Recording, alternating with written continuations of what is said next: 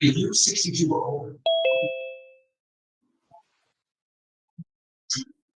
Democrat dollars off the street, and little guys are having trouble raising enough money to, to wage a good battle. So we'll see how we pan out here in the next 60 days, and we'll give it the best we've got.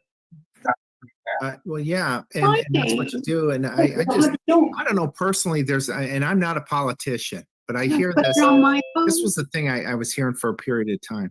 Well, this person earned a lot. This person has this much money. This person has this much money. And I got to tell you, being independent from the process, very naive. And I know there's money that it takes to travel, to do things, to do advertising, especially. And I think that's important. really important. But People just they want somebody with common sense. They just want stop this madness.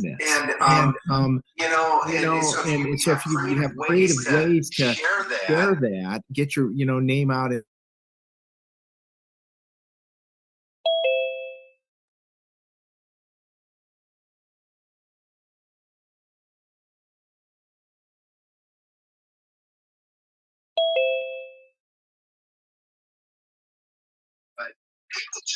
I'm hearing this coming across. I'm hearing this coming across. And this is what I'm hearing. Yeah, just muted everybody. Steve, can you hear me? Yeah, I can hear you. Hang on one second. Come here, Anthony. You still hear that? I'm gonna go check my Okay. He's going to check his computer because we're live. Okay, great. And let me test something with you here. I'm gonna mute you. Okay, can you try to unmute, Steve? I'm unmuted. Okay, great. Good. All right. Yeah. So if you mute me, I can unmute now. Yeah. The only reason I think last time you were on a phone call, so I muted. So I muted you. Well, they're always calling me. You know that.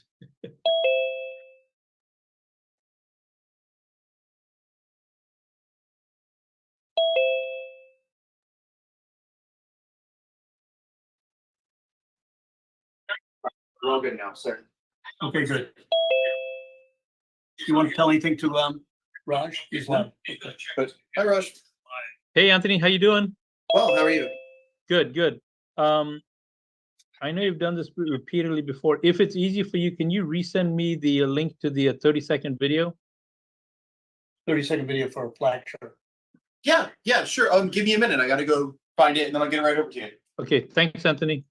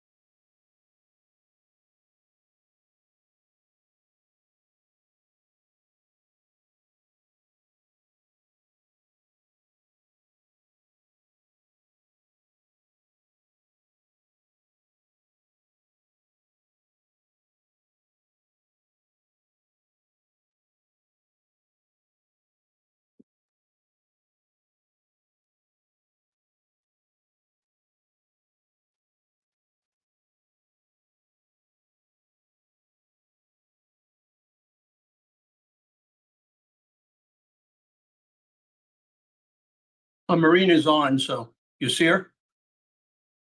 Stand by.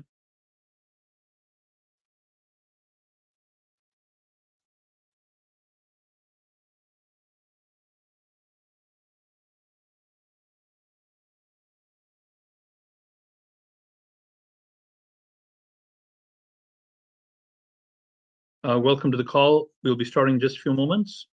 Please be aware of a fantastic event taking place on September 22nd. You see it on the screen. Mike Lindell is putting this on. It's Hand Counting Mastery.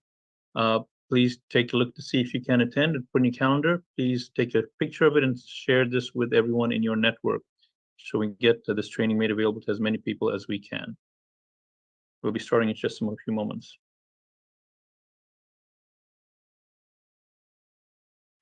Marine is on, so you see her? I see Marine. Yep. Stand by.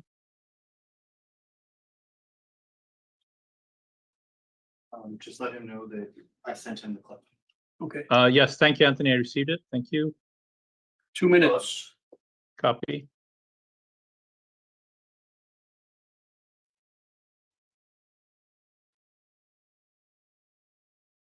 And Steve, we'll start with the flag shirt. You got it. Okay.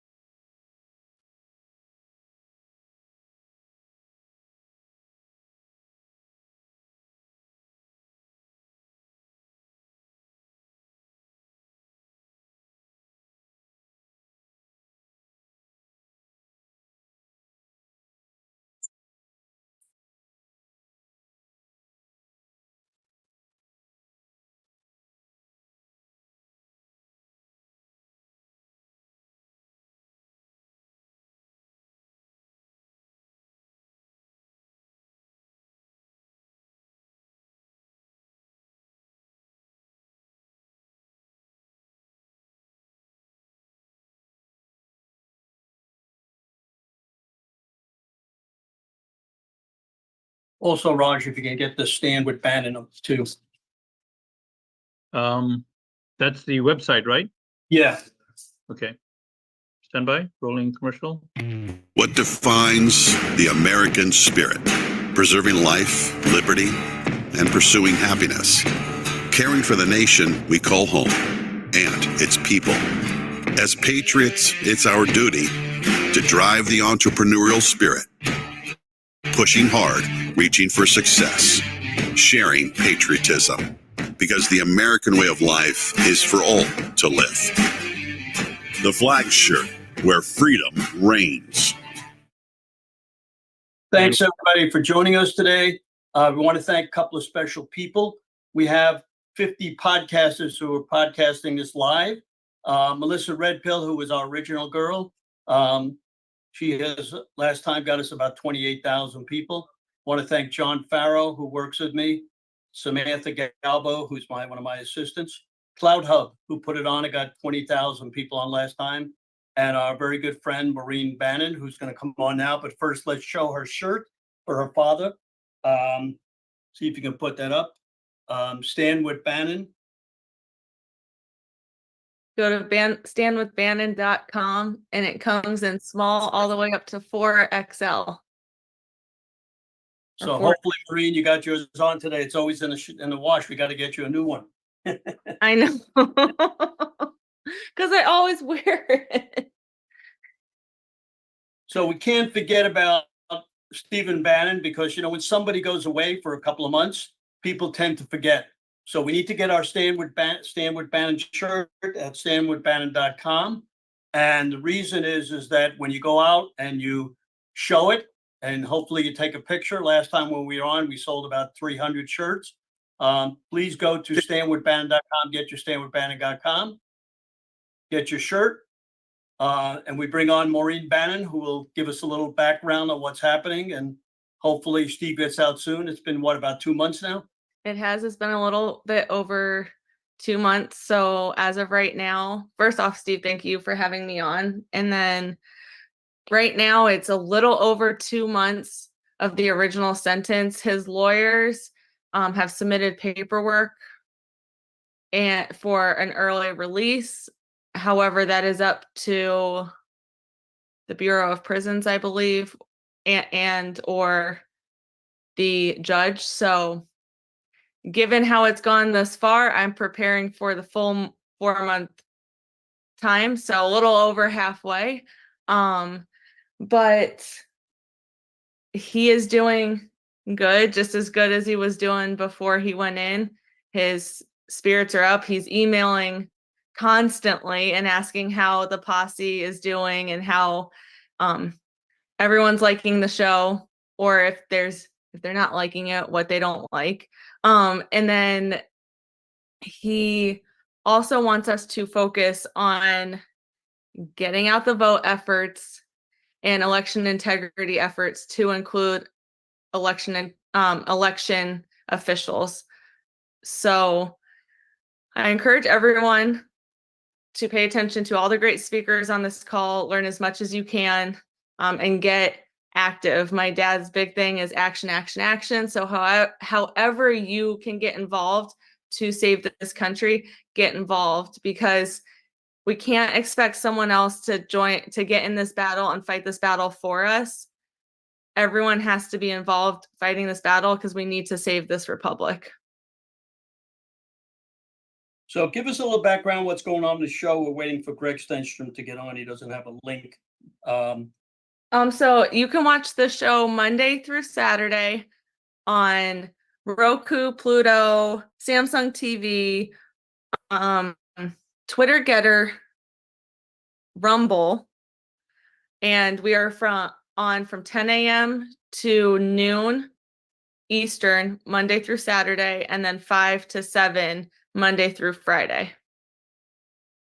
And explain how the hosts are being chosen and who actually has been, on there recently. A lot of people don't watch it. Tell them how to get their app for Real America Voice also. So you can also go to Apple and I believe Google Store. I have an Apple. I have an iPhone, so I know it. I know Apple very well, but you can download the Real America's Voice app. It's also on Real America's Voice, and you can watch it on there.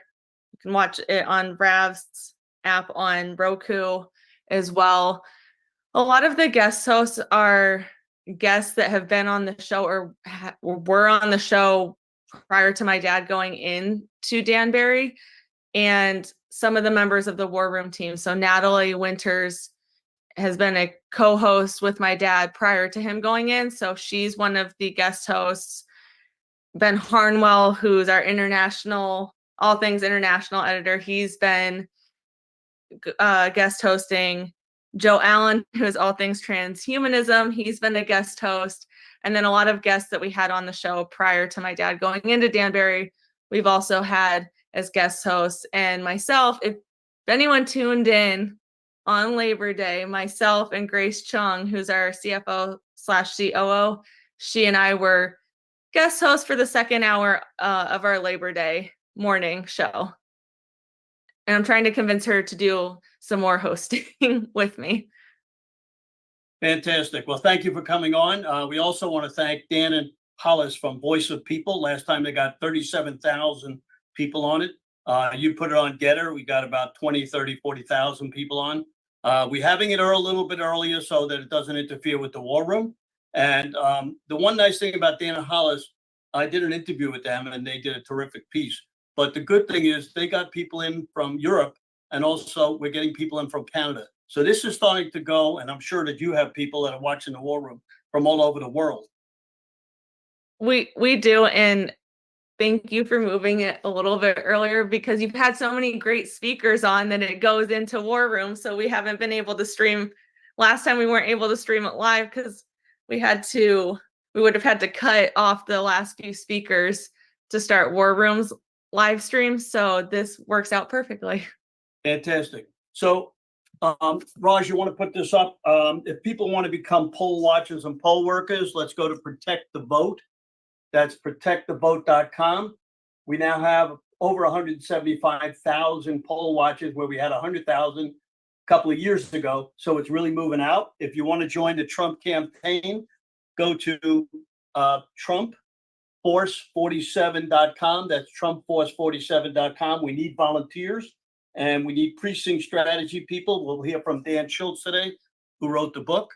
So very important because we only have about 25,000 people in Trump Force 47. Just to let you know, a lot of people have asked us about signs, etc. There is no signs available for Trump. You have to buy them. They're only available in the swing states, and they're putting all their money into the swing states. So that's very important. So I think, is Greg on? Thank you very much, Maureen. We appreciate you coming on and let us know. Any other last words?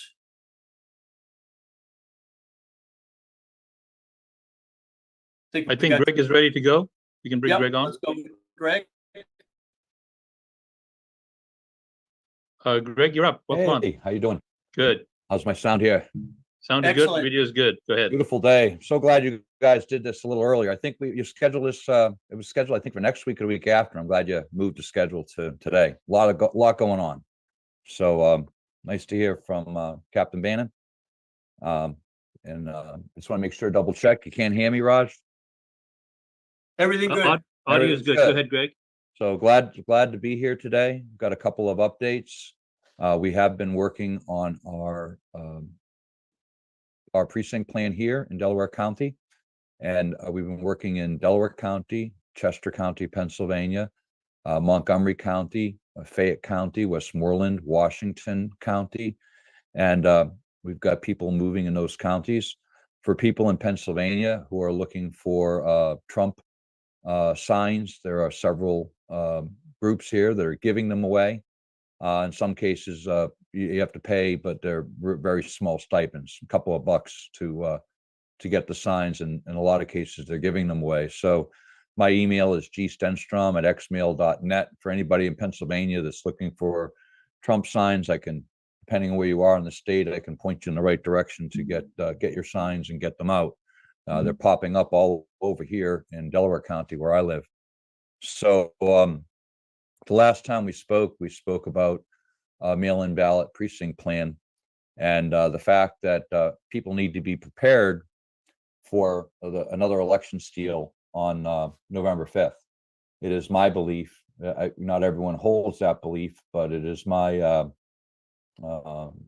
knowledgeable belief that they will announce Kamala Harris on Tuesday night or no later than Wednesday morning as the president. And then they're going to say, take it back. They're going to dare us to take it back from them. So in the last call, we said that what we'll do is the election's not over on November 5th or 6th. It's not over till actually the president is seated on January 20th. But what has to happen before any of that is that they have to certify the vote. The state legislatures must certify the vote. In most cases, because I know people all around the country here, that's by December 10th. It may vary by a couple of days depending on your state, but the hard date is December 17th. By December 17th, the governors must report certification of the results to the Congress. Then the Congress from January 3rd to January 6th will be seated, and they'll certify the vote congressionally. So what we have is from just November 5th, presuming that they're going to steal the election, no matter what the results are, and then dare us to try to take it back from them. We have a little over a month to convince the legislatures of any fraud. In order to do that, part of the precinct plans must be to collect the evidentiary base, collect the evidence that there is election fraud. And that will be in the form of Harvard reports. These are 2-page simple reports to be filled out. And then police reports, they can be filled out. You don't need to call a police officer down on election day. They'll be pretty busy, but you can file a police report later in the day or the following day. And we're going to be putting up a site on patriot.online, a drag and drop location where people can just drag and drop their police reports and their HAVA reports, and then we'll distribute them to the appropriate people across the country. But we're gonna provide that service on patriot.online so people can drop their reports of fraud in. So we are expecting massive fraud and all types of shenanigans, which will be discussed, I'm sure, throughout the show here. But the primary vector of fraud will be mail-in ballots. And that is where they're going to be stuffing mail-in ballot drop boxes, and where they're going to be submitting fraudulent mail-in ballots and then fraudulently counting them in the centralized counting centers. So as I mentioned last time we were on, we had filed a federal case. Now it's been 3 months now. We filed a federal case in the Eastern District Court of Pennsylvania discussing the election machines and the fact that in Delaware County, these election machines are not properly certified, nor are they properly tested for the software. They call it validation testing, and that they're not properly tested for logic and accuracy, meaning they don't test the ballots, they don't test, printed ballots, they don't test hand-filled out ones, they don't test signatures, and they don't test the ballots before they use them. The bottom line is election machines are I'm watching the things come up. Votify Now app. Yeah. I'm seeing some stuff pop up. I'm sorry. I'm not going to answer as I go, but save the questions for afterwards. But we filed a case with the federal court, and it said it's against federal law, quite frankly, in a national election to not properly test the machines in accordance with the, it's mostly Act 52. There's different federal laws that require the proper testing of machines. So we said, well, if you're not testing the machines during a national election, you can't make this up as you go along. You can't use them. And it's a little confusing, but we asked the federal court to do is they said, in light of the fact that they haven't tested them, and they haven't tested them since November 2020 properly in most states, not just here in Delaware County, in most locations, they have not properly certified the machines. They have not done what they're supposed to do to even be able to use them. What we said was, send the votes back to the precincts. They can fill them out by hand instead of running the mail-in, running the ballots, whether they're at a precinct or they're printed out at the precinct or they're mail-in. Just say, go back to your precincts, take the paper ballot you would have put through the election machine anyways, and we'll count them there. And their response that we've gotten from the election officials, oh, that'll be a big mess. Only we can do that. So our response to the filing was, you've already made a mess of it. You've already demonstrated across the country you can't handle mail-in ballots and centralized counting. You can't manage these machines. You've already demonstrated that yourselves. Now to respond and say, we're going to make a bigger mess of it, by putting it back in the hands of the people. Okay, it's our mess. It's up to us. It's, the courts don't have to bother themselves with how we're going to get it done. It must be done. The choice is, do we leave it in the hands of the administrative state and the centralized counting centers, which have botched things horribly for 4 years? Or do we say, get it back to the precincts, get it back to the counties, get it back to the thousands and thousands and thousands of citizens who previously ran the elections, instead of being in a handful of people's hands, political operatives, partisan operatives, and so forth. So what we did is we realized that the case was being slow rolled. The federal judge assigned to that case is a Biden appointee. She's traditionally left-leaning and liberal. But one of the things that the courts do, and they've done throughout the country, is they do two things. They slow roll. They won't hear the case at all until it's a moot case. We filed an election law case 3 months ago for an election that's going to be held 2 months from now, expecting a trial or some timely response. But the strategy has been just to sit on it. We're just never going to hear the case. This has been how they've handled things throughout the country. I'm well aware from a lot of different states here. And one of the things that we did here in Pennsylvania is we've been filing cases systematically, putting in litigative stakes in the ground in every election, 2020, 2022, 2021, 2023, 2024, where we said you didn't test the machines in one set of cases. The next set, you didn't process the mail-in ballots correctly. The next set, you can't use the centralized counting centers and slice all these open. So we put these litigative stakes in the ground for the last 4 years. And what we're now able to demonstrate is they won't act on them. They won't allow us to see the ballots, even though they're public records. They just changed that in area. It took 4 years for Michelle Previtt, who may even be on this call, to succeed in Erie, where most people were not able to succeed. And she got a judge to agree to say they got to give up the mail-in ballot envelopes. They got to give up the ballots. That we're allowed to look at the ballots and do a check. And the objection from the administrative state has been like, oh, well, that would allow you to audit us.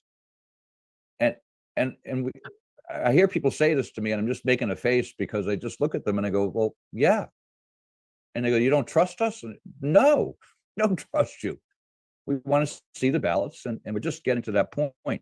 So with all this knowledge and knowing this and having planned this, we've prepared a Supreme Court case, which will be filed hopefully today. I'm getting some readouts on how fast they could print the book up. I'm filing a writ of mandamus today, no later than tomorrow. It's been distributed for everyone's review. We're filing in just against the counties here. It's actually not against. It's not a plaintiff defendant type situation. It's a petition for a writ of mandamus to make the counties here in Pennsylvania, Delaware County, Chester County, Montgomery County, Fayette County, Westmoreland County, are on this petition. And we provide something that the other petitions didn't in the past, and we actually provide the evidence that they have been committing election fraud, and that they cannot manage and administer the vote, and that the centralized counting centers are unconstitutional. They basically, what is a mystery to me is anyone, including the GOP, their big plan was, let's get everyone to register for mail-in ballots, and we're going to out-cheat them, or we're going to out-harvest them. I said, okay. I mean, that's a strategy. But then what we're going to do is we're going to take all those mail-in ballots and we're going to drop it into this black box, which we can't see into. We're not allowed to look at the mail-in ballots. We're not allowed to look at the ballots. We're not allowed to look at the audits. We're not allowed to change custody. We can't challenge it. We've been denied recounts for 4 years now. 4 years, denied recounts, denied public records. So we're going to take all these mail-in ballots and we're going to drop them into this black box that's administered by Democrats at best, communists at worst, and just a handful of people. That's the plan. That's the big plan. We're going to take all our ballots and we're going to put them into a black box that the opposition is counting. Ray, 1 second. Hang on 1 second. We need to put somebody else on, and I'll have you come back on after, if you don't mind, because we got Bill McKinley that's got to leave, and he's important. Okay. No problem. Give me a time though, Steve. Give me a rough time. It'll be after about 2:50. 2:50. Okay, I just got a filing I got to do. I want to stay on. No problem. Go ahead. Ann Vandersteel, put her on. Great. Go ahead and unmute Ann. Ann, go ahead and unmute. There we go. Ann is unmuted. Go ahead, Ann. You're up. All right. Wow, that was great, Greg. Thanks for that. The amazing detail and all that information. Steve, thanks for putting this together. Maureen, just so you know, I was exercising in your dad's shirt this morning. I would be wearing it, but it's kind of ripe right now. And I just wasn't thinking when I put it on to go out and do my run. So I didn't have time to wash it, but it's getting good wear. Anyhow, okay. Let's talk about what's going on in Florida. I'm a Florida resident, and everybody says Florida's the gold standard for elections. Well, that's just a big fat farce. I've had personal experience myself. On June 4th, I attended a Palm Beach County Commissioners meeting. And, if there's ever a call to action, it's for citizens and citizen journalists and the mainstream media, new media, whatever you want to call yourself. Show up with a cell phone and just go live or tape it and upload it. But capture these moments, because what we witnessed on June 4th in Palm Beach County was true tyranny by Mayor Maria Sachs, who is the chair for the president of the chair of the commissioners, I should say. But what we saw her do essentially was just try to overthrow the citizens who had assembled that day on June 4th to basically petition and have their, redress of grievances about all of the evidence of election fraud. And they were, according to their own statutes, asking for a grand jury investigation. And the statute is 104.43, Florida statute, and 104.42, which basically says the grand jury in any circuit shall, upon the request of any candidate or qualified voter, make a special investigation when it convenes during a campaign preceding any election day to determine whether there is any violation on the provisions of this code, and shall return indictments when sufficient ground is found. So that's why in June, many of us from all over the state of Florida came to Palm Beach County to assemble in this county commissioners meeting and had numerous people step up to the mic. I captured a lot of it, and the gaslighting was unbelievable. Mayor Maria Sachs was just basically telling people that the Palm Beach County Commission was not in their jurisdiction to deal with any of this, and that if we had a problem, to see the sheriff. And in fact, at one point, she had Jeff Bongiorno, who is an SOE candidate for Palm Beach County, removed from the meeting. And he wasn't even belligerent, but she just did not want to hear it. She was cutting people's mics off. So this is what we're dealing with. It's really hard to get remedy. One of the people I followed now closely is Harry Howery and Marley Hornick with United Sovereign Americans, unite4freedom.com. It's unite4freedom.com. This is a volunteer group of about 10,000 people nationwide. They are filing lawsuits. They have 7 filed, 1 in appeals. These are going across 7 different states. They want to get to 11 lawsuits filed. That's about how much money they have raised in order to do this. And they're filing this around what I consider to be a very organic and constitutional legal strategy, or lawful strategy. And this is all around civil rights violations and the Help America Vote Act of 2002 violations. Essentially, when you have dirty voter rolls, machine certification issues where you don't have any sort of valid testing or logic testing and accuracy testing, as Greg pointed out, you get problems during election days. And we know the voter rolls are dirty. We know that the supervisor of election candidates, of which there are many in the state of Florida, have been addressing this. Can't seem to get any of this finally cleaned up in here. So when you have dead people voting or illegals voting, that cancels a real vote out. So that's voter disenfranchisement. And when your vote gets canceled, that's a civil rights violation. So at this point, we don't have to prove even mail-in fraud. We can prove civil rights violations. And at the end of the day, the courts really are here to protect your rights, right? This is supposed to be what they stand for, especially the Supreme Court. That is the highest common law court in the land, which is supposed to protect you constitutionally and your constitutional rights. So their strategy, I think, is one that's really quite strong. So my appeal also is to support their efforts, if you can financially at this time, because they have gained traction, and they can, through a multi-jurisdictional law, set of lawsuits, meaning 11 different states, 11 jurisdictions. And if they win some and lose some, they will be able to appeal all the way to the Supreme Court. And they'll have to hear this on a civil rights case, bar none.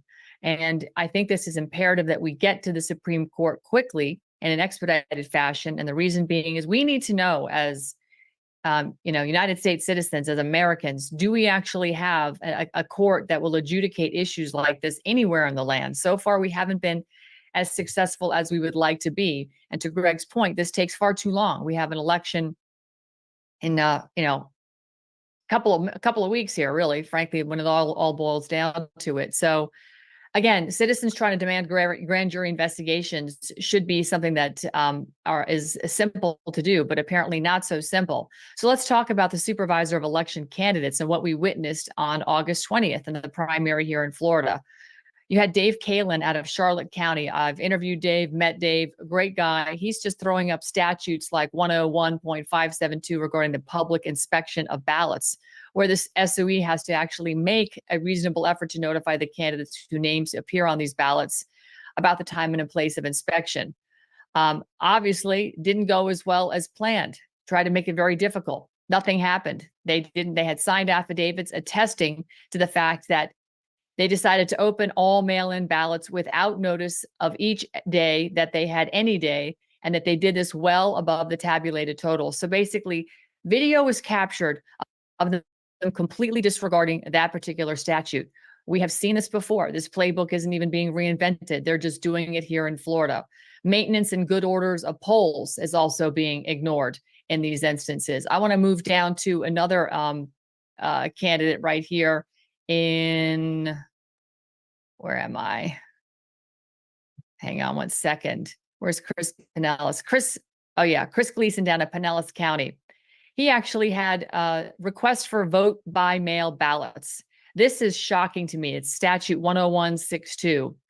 So the supervisor shall accept a request for a vote by mail ballot from an elector in person or in writing. One request shall be deemed sufficient to receive a vote by mail ballot for all elections through the end of the calendar year of the second ensuing regularly scheduled general election, unless the elector or elector's designee indicates at the time the request is made the elections for which the elector desires to receive a vote by mail ballot. This is what he found. Chris Gleason found through his own investigation that 219,000 approximately voters in Pinellas County requested vote by mail ballots out of about 250,000 on the exact same days of 6/23/24. Happened to be my birthday, by the way. He found it unbelievable, so he filed a public records request asking to see a copy of his own vote by mail request from June 23rd, purposely asking about that date. And the supervisor of election responded that Chris was incorrect, but that they said that he requested it on May 19th of 23 using his driver's license number. So he has a printout showing that 100% he's on record requesting a vote by mail ballot on June 23rd. Not only does this verify what Chris contends, that no way this number of people, remember I said 219,000 out of 250,000, all requested a vote by mail ballot on the exact same day. So again, this is just glaring example after glaring example after glaring example. So when I look at what we just heard Greg talk about, when I look at the fact that we haven't been successful in getting any sort of adjudication, follow through in the courts, that is, rendering us at a place where we feel safe. We should be doing same day voting, paper ballots, smaller precincts, more of them, hand counting. When we haven't been able to get that far, very few counties around the country have actually passed ordinances and said, no, we're done with the machines. We're going to do paper ballots. So few, not enough to make a difference at this point. I agree with the assessment. We're looking at another stolen election, particularly when I look at everything that I know from Operation Burning Edge and all the illegals coming across the border, all the illegals voting, all the Social Security numbers that are being expedited for the illegals, all the I-10 numbers, the tax numbers that are being handed out to these illegals without their knowledge. It makes you wonder. Yes. 2 minutes. It makes you wonder, how much more complicit is the government from the federal, state, and local level going to be so in your face and so gaslighted before the American people finally just grind the gears and throw, dirt in the gears of government and we have to get this to shut down. We have to peacefully non-comply with anything governmental at this point, because this is, I contend, one of the most egregious, if not the most egregious act that the government can do when they absolutely silence your vote and steal it right in front of you and then don't give you anywhere for remedy. So again, the only place I actually see remedy coming, and that the evidence that has been garnered by all the thousands of people around the country that have done incredible work finding all the evidence, will be in the Supreme Court on civil rights. And then when they start to look at how they can prove your civil rights were violated by voter disenfranchisement, we can flood the zone with all the evidence. And if folks, that doesn't work, we have some major decisions to make as Americans. So thank you, Steve. And thank you, Ann. We'll have you on again. I know I'm getting all kind of texts. They'd like to see you on again. So we have a special guest with us today, Bill McGinley, former White House cabinet under President Trump. Bill has helped me in getting through the Trump campaign and everything else. He's a wonderful guy. He gave up time. He's always on the phone, always on meetings, and we appreciate him coming on to let us know what's going on. Thanks, Steve. And it's a real honor to be on with everybody today. And first thing I want want to do is commend you and thank you for your interest and passion about the need for election integrity and everything to help President Trump prevail and be victorious on November 5th. I think nobody on this call is going to be surprised that it's been quite a 6-week period that we've all had to go through, especially the president with the assassination attempt, the convention, the Kamala Harris switching in for Joe Biden and everything else. I can tell you that the campaign, I think the sugar high for Kamala Harris is coming down. It's becoming it's hopefully going to become a sugar high hangover soon. She continues to make missteps. The press is never going to call her on it, but I think people are beginning to wake up and begin to see what we're actually up against. I just wanted to highlight a couple of things today. I don't have a lot of time, but I did want to make sure that I was on this call. And as Steve said, he and I have been talking along with others who are on this call because this really is an all hands on deck election. This is something where we all need to pull together. We all need to put the sweat equity in, the volunteer time, whether it's get out the vote, committing to make sure that you get 10 of your neighbors, friends, family, not only to register to vote if they haven't already, but to turn out to the polls to make sure that we can get the ballots in there. As somebody who's done a lot of recounts and contests, I can tell you there's nothing for us to fight over if people don't vote. And what's critically important for this election, Mike Davis and others, who's a dear friend, will always say, make sure that you vote early because who knows what's going to happen on election day. And I think that is incredibly important to make sure that people are figuring out the best way for them to vote. SwampTheVoteUSA.com, SwampTheVoteUSA.com is a website that the campaign and the RNC has put up that's going to help you figure out the most convenient way for you to vote. That you're most comfortable with, share that website with others. Once again, it's swampthevoteusa.com. Please make sure that you figure out the best way for you to vote and to get those other 10, 15, 20 people who, friends, family, and neighbors who believe like us that America is worth saving and get them to the polls. What are we up against? I don't think anybody on this call has any sort of misunderstanding about the machine that we're up against for 2024.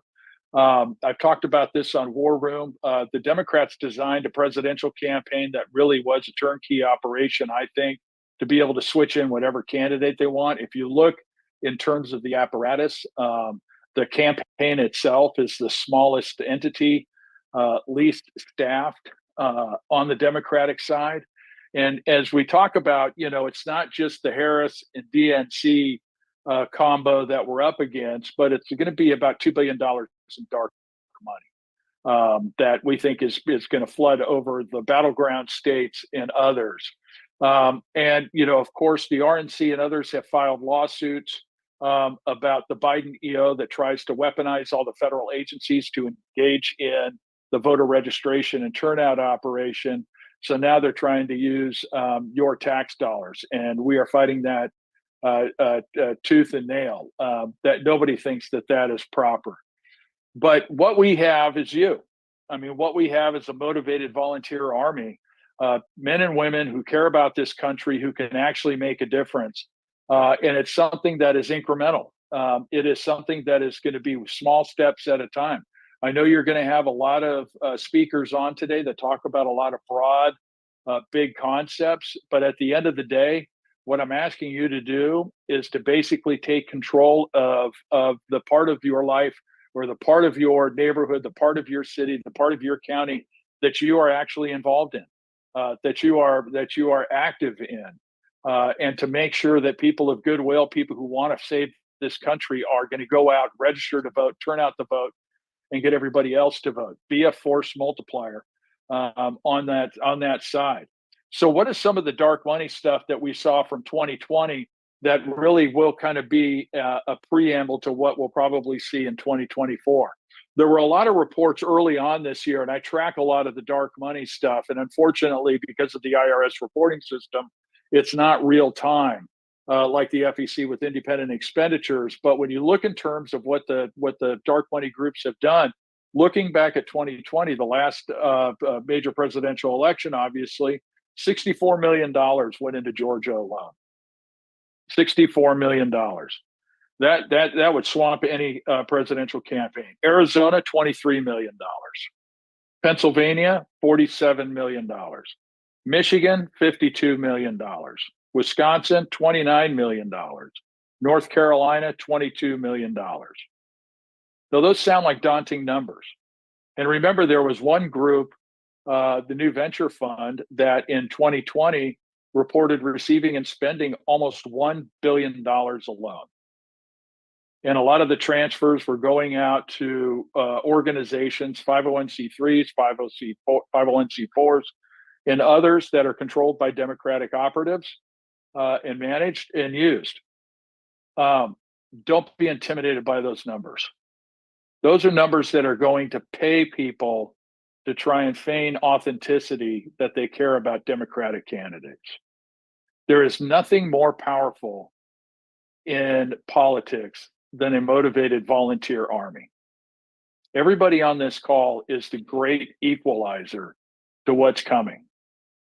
And I know that the previous speaker laid out quite a bit, and I appreciate everything that she said. The election is here. It is now.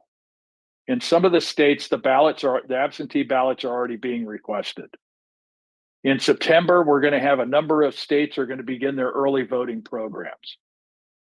This is no longer something that is coming over the horizon. We are here. And so the time for action is now. As my friend Steve Bannon would always say, action, action, action. Use your agency to be the great equalizer in your community and motivate others to vote. And by the way, don't just limit your network to your community.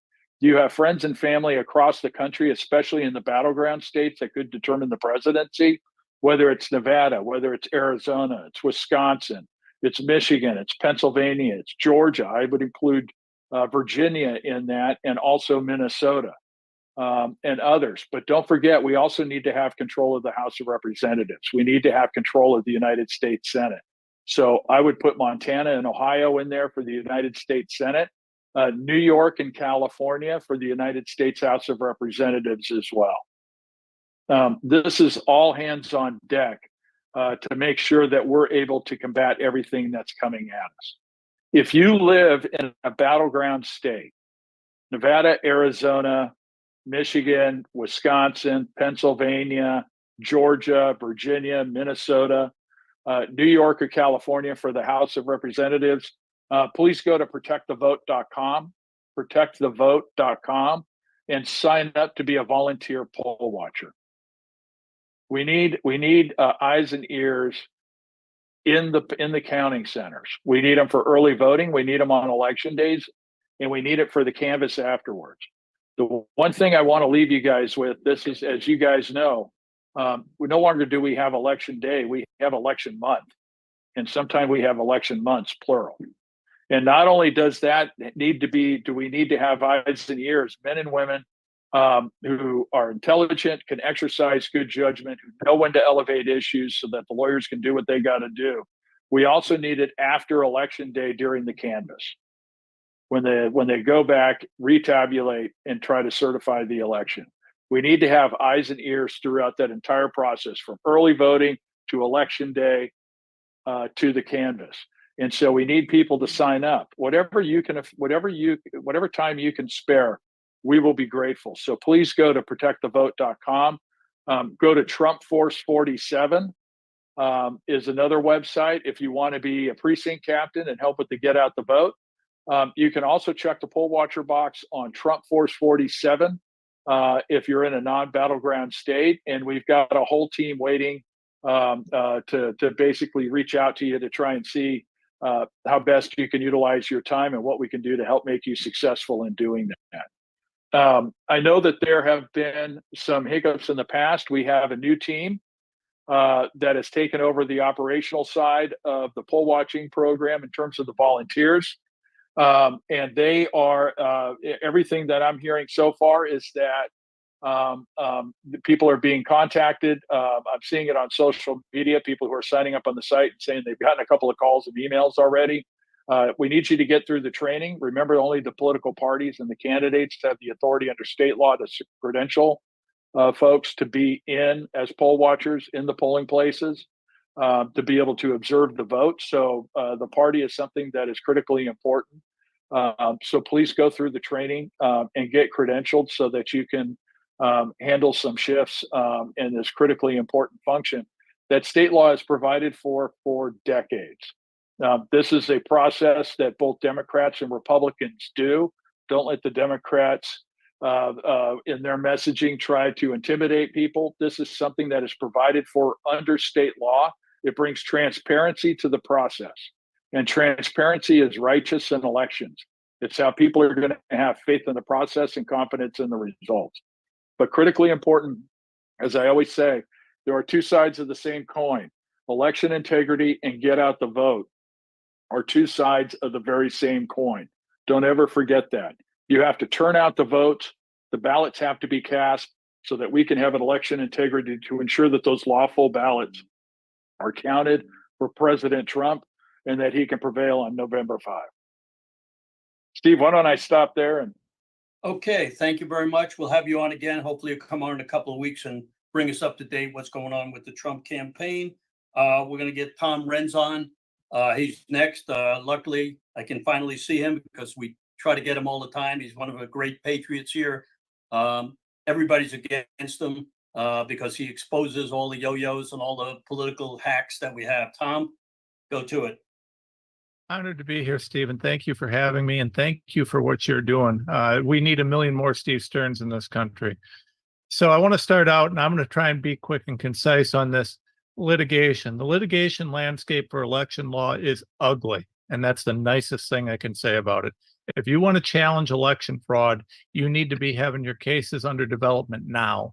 Do not wait till election day and say, hey, I need to file something tomorrow. It will not work. Your lawyer will be sanctioned. He'll probably be disbarred. It will not work at all. The biggest problem that we had in 2020 in hindsight is that we filed a whole slew of cases without taking the time to get them right because everybody was panicked because of the massive election fraud. I would go so far as to say we didn't lose 2020 in November. We lost it in June or July. Everybody knew that the Democrats were ramping up for massive voter fraud, but nobody prepped for it. Now, this year, we have the benefit of a lot of larger organizations prepping. There's a lot of money being spent getting good lawyers ready to go on this. I think there will be successful litigation, or at least more successful litigation, but I will not go so far as to say that we're going to win this in the courts. Some of the states, Michigan, for example, have passed absolutely absurd laws preventing any sort of real judicial review. Now, whether they're constitutional or not, I don't know. We'll see. But right now, the way it's looking, I wouldn't count on the courts to fix this for us. What I will tell you is that there are some opportunities for litigation up front. I think one of the areas that, depending on the state you're in, that you can look at is if you can provide solid proof of the voter rolls being inflated, things like that. There may be some early cases that can be filed with the Secretary of State, maybe to try and get the Secretary of State moving. But I want to focus on getting the Secretary of State moving because this is a critical thing. This is where, as General Flynn likes to say, local action translates to national impact. We have to have local action. We have to have Steve Stern. We have to have people like Steve all over the country. You've got to get active locally because what we have to start doing is pressuring our local politicians to take every action that they can under the law, and also to pressure the state politicians to do the right thing. We have to be calling our state AGs. We need massive political pressure on these state AGs. In Ohio, there's a big fight right now. We've got all of these people on the voter rolls that shouldn't be there. And our Secretary of State's dragging his feet dealing with it. He's done some good things, but not enough. This leads to one of the fundamental issues that I think everybody needs to be aware of. Having an R by your name does not mean you are a good guy. I know I'm going to get chastised for this. Everybody's going to give me hell, tell me I shouldn't. Listen, I believe in principle over party. And anybody that doesn't isn't the right man for the job. We have a lot of Republicans who have refused to recognize what's going on here. They've refused to recognize that the votes are stolen.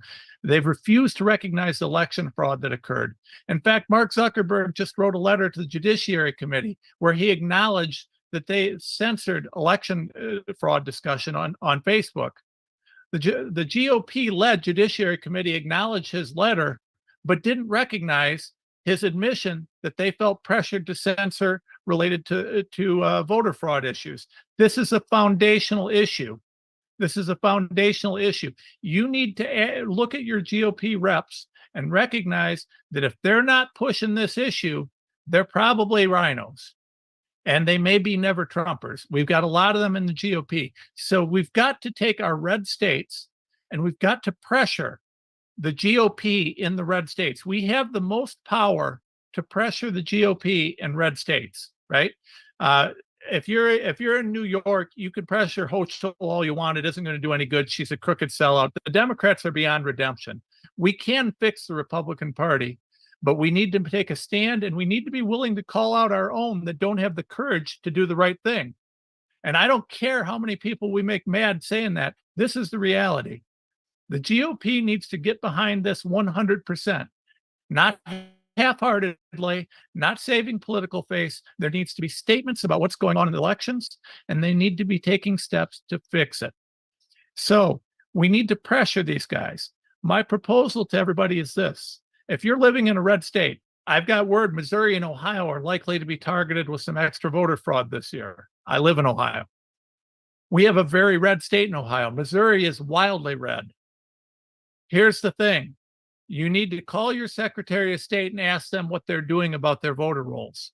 You need to pressure that Secretary of State. You need to pressure your local GOP. We have to start locally. You can go to a local GOP meeting and ask them what they're doing to pressure the state GOP and the state elected officials on voter fraud. We've got to push cleaning up the voter rolls. It's a crucial part of the strategy. In 2020, the postmortem, one of the things that we've seen a lot of is, there's a lot of evidence and a lot of questions about the machines. But one thing that nobody's questioning is the fraudulent ballots. It appears there were massive numbers of fraudulent ballots. They were printed post hoc. They found out how many they needed and they backfilled the numbers because they let the election go on and on and on and on with recount after recount, with thing after thing. That's where a lot of the fraud was, and that's where some of the strongest evidence is. We have got to push the GOP to put their foot down on this. There is no reason that the elections aren't closed out in no more than a day or two after the election closes. Let me ask everybody this question, which should be very plain. If we have to have voting machines, why aren't they counted same day, right? These machines they count instantaneously. Why is it not done by the end of the day? If they're counting that same day, they should be done. We don't need to have 2 weeks of elections. We don't need a month of elections. If that's the case, let's go back to paper ballots and hand counting. The excuses break down when you start looking at what's going on, and we need to start calling people on these things, and we need to start demanding more of the GOP on this. We need to start demanding more of everybody. We're not going to fix the Democrats. The Democrats are 100% sold out. They're crooked. That's why we've got to beat them. What we have to also do is beat the rhinos out of the GOP. We need to retake our GOP starting locally, and we've got to get the GOP to stand behind Donald Trump and MAGA in this election properly. If you're a rhino, if you're a never Trumper, you need to be out of the GOP, or at least out of any position of power in the GOP immediately. That starts with local action. That's where I think people need to focus. I think we can get the most bang for our buck there. And by the way, please help Turning Point, help all these different organizations that are pushing to get out the vote, because we do have to, while we're fighting corruption, I agree with the previous speaker, two sides of the same coin. We got to get out the vote. We got to fight the corruption. If we don't do both, we're lost. Steve, I'm going to try and get you back on schedule and shut up right now. Thank you, sir. Thanks very much. So we have a great guy on today. He's not going to speak, but Ohio Brett has this live on Brighty on TV. So thank you very much, Brett. Appreciate it. We'll see you Friday for dinner. Okay. I don't know if Greg is still on. I think he got off. So let's go to, do you see Greg on or no, or he's got off? I'm here. Okay. Go ahead. Is it Greg? Okay. Joe will come back to you in just a moment. Stand by, Joe. going to Greg, and Greg, you are up. Thank you. I see Joe Hoff there, my friend. Tom Rentz, we've talked in the past, many times. So Yes, it's sir. good to see the gangs all here. I particularly enjoyed And Vandersteel. Ann's presentation. And I listened closely to Bill McGinley. So sticking to the fact that actions are better than words, as I mentioned earlier, we have filed actually at this point over 70 pro se cases in the lower courts of Pennsylvania in multiple counties over the past 4 years, including November 2020. And what we were doing there is we were dropping litigative stakes into the ground so that, as Tom said, we're not waiting until after this upcoming election. We've already developed the evidentiary base across the state, and actually it can be used throughout the country, that massive election fraud not only did occur, but is occurring right now and will occur on November 2024. And we have to tell people, the people here in this group, I see John, hey, John Childs there. So I waved. So we were together last night.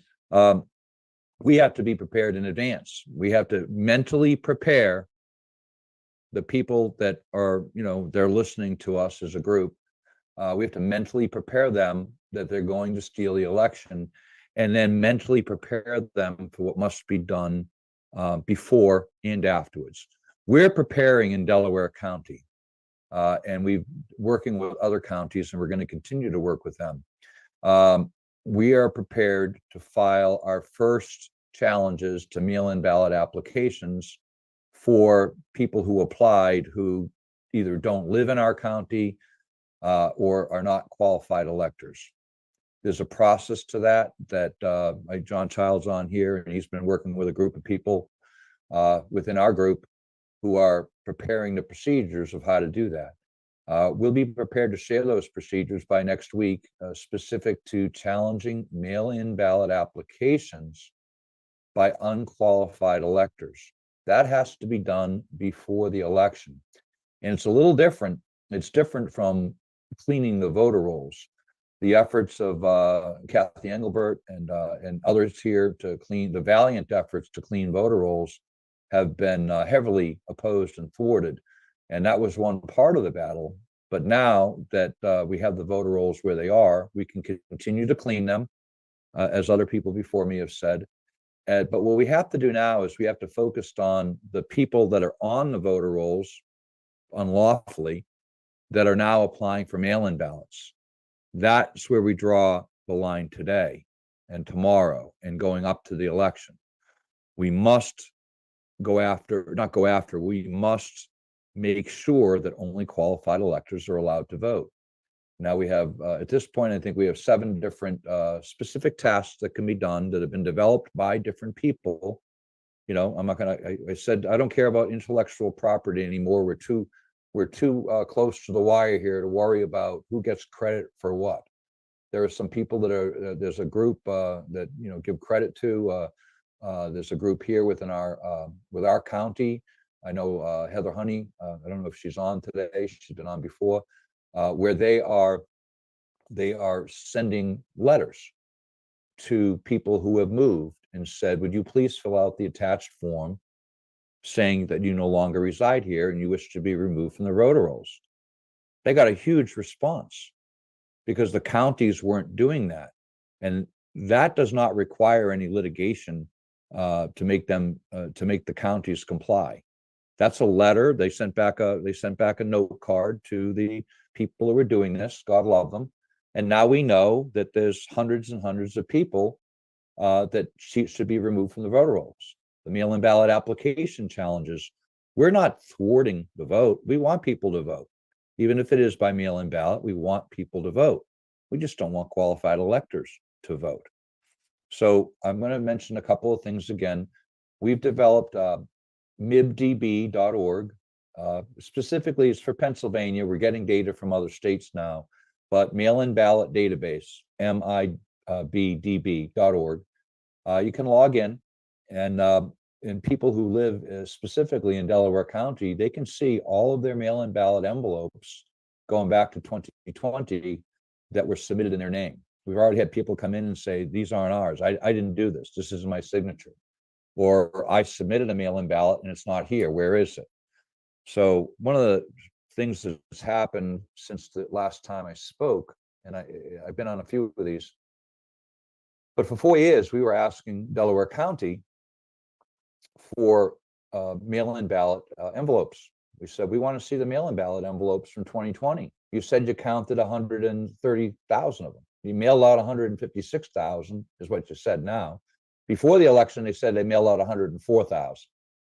Then when they counted 130,000, then they said, oh, we sent out 156,000. You sent out 50,000 mail-in ballots 4 days before the election? Really? Okay, let's go with that. But they were supposed to be able to produce 130,000 mail-in ballots. 4 years later, we finally got images, and they can only produce 97,500. I said, well, you're still 32,500 short. Where are they? And we just got blank looks. We went to county council meetings. There's people here I see in this call. We don't just call meetings, the county commissioner meetings, boards of election meetings. You have to go there. There's time to speak publicly and air this request. In the last Board of Elections meeting, we asked, why aren't the cameras turned on? We're in election season again, right? Where are the cameras? Why aren't the Dropbox cameras turned on? Why do we only have 97,000 envelopes when you said there were 130,000? And what we get is pretty much confused and dumb looks. They're used to just being able to crap on us and, not even responding to harsh letters. Calls to the county, to your representatives. What you need to do is say, hey, look, I got 50 people here who aren't going to, not only are not going to vote for you, but we're going to work really hard to unseat you. That will get their attention. So of the 97,500 envelopes that I just mentioned that they provided us from 2020, they always leave something out. They always screw something up every time. They made hundreds and hundreds of different errors.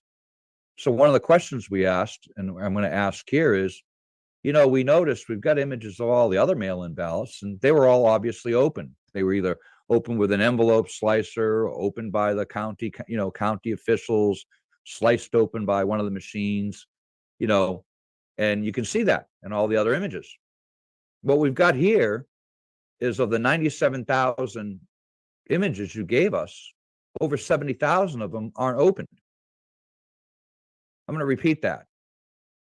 Of the 97,500 envelopes they provided, of the 130,000 they were supposed to have, 70,000 of them aren't open. 2 minutes, Greg. So it's this kind of evidence, and this is the evidence that we're going to be bringing in the coming weeks. The U.S. Supreme Court, as Ann stated, is hungry for these cases, hungry for them. They have to be well prepared, and they have to have evidence.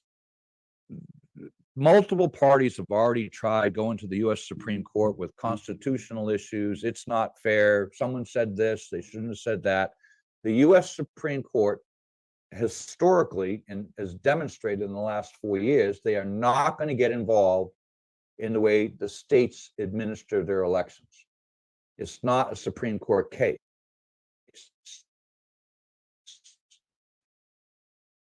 You froze up. You want to get Joe on? Stand by. Joe, They you're up. will Oh, get- hang on. Say again. Greg, your connection's breaking up. Can you wrap up in 15 seconds? We need to bring Joe Hoft on. Sure. Good to have you here, Joe.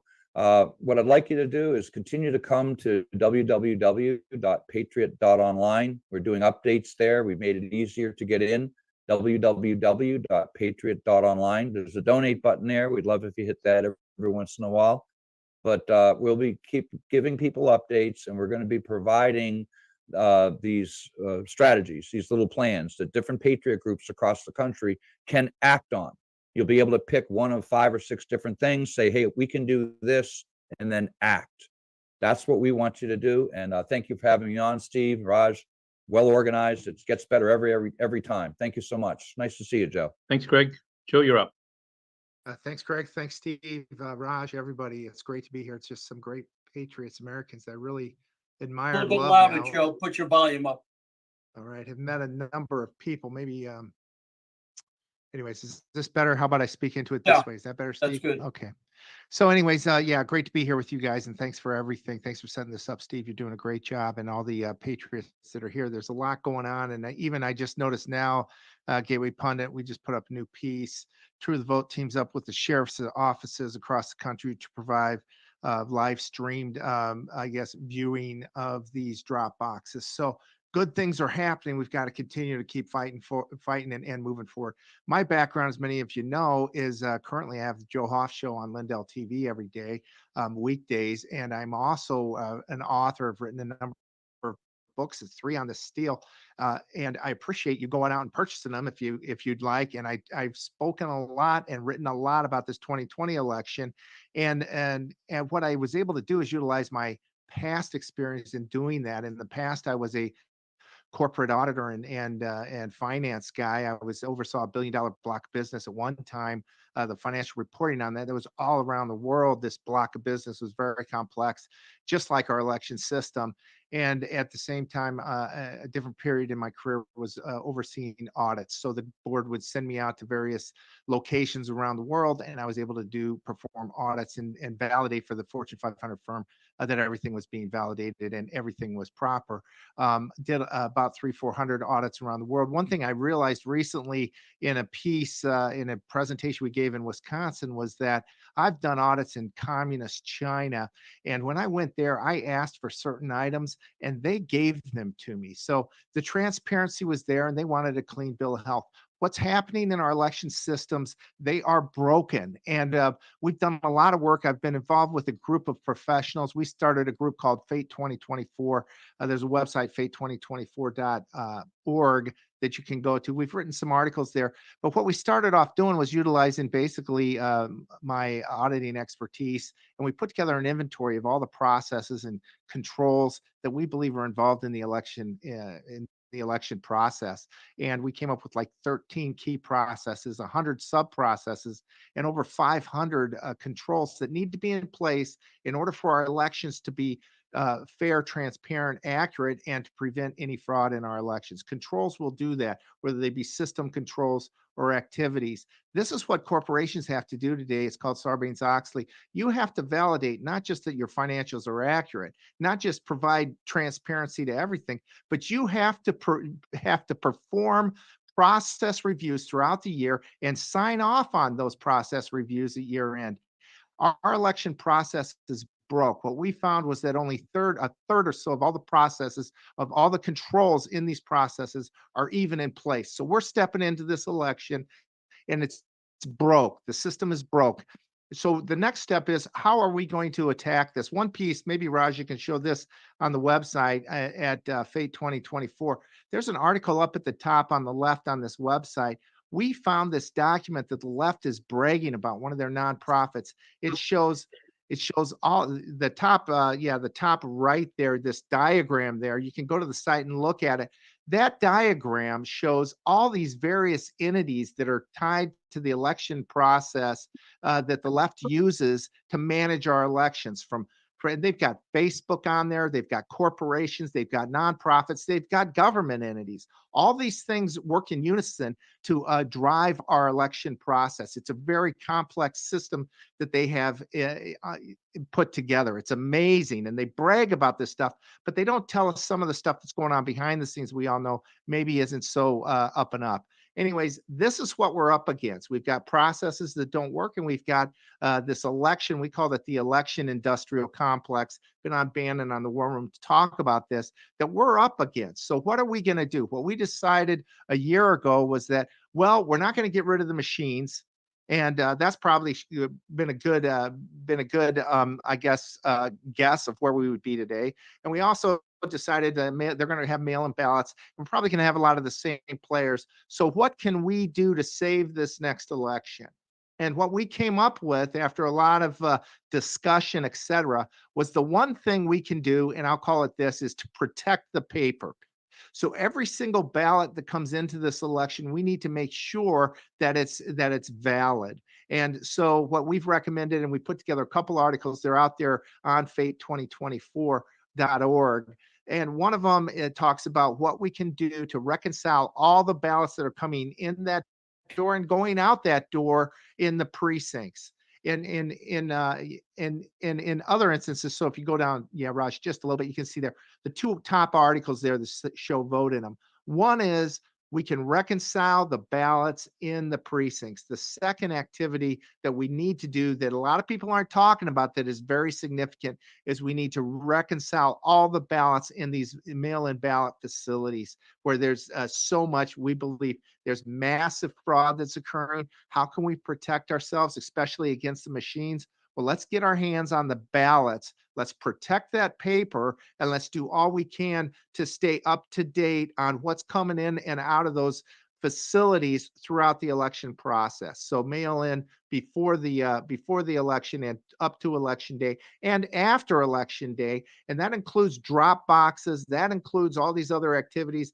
There's a chart there where we said, here's what we need to do for mail-in ballots. Here's what we need to do in the precincts. And we believe that if we have these observers, like there's hundreds and thousands of people that want to help out, if we can give this information to you and you guys use these, we've got in some of these articles, attachments, templates that you can use to reconcile information while you're there. Don't just go there and just stand around. We want you to go there and validate every single ballot coming out of those rooms. And Greg and Leah mentioned to me once, they believed in Pennsylvania, they had ballots already in the back room that they were replaced with ballots that came in when people cast their vote. So those are the kind of things we need to validate. We need to validate on day one that those facilities are free of any ballots sitting in back rooms. We need to look at the loading docks. We need to surround the place legally,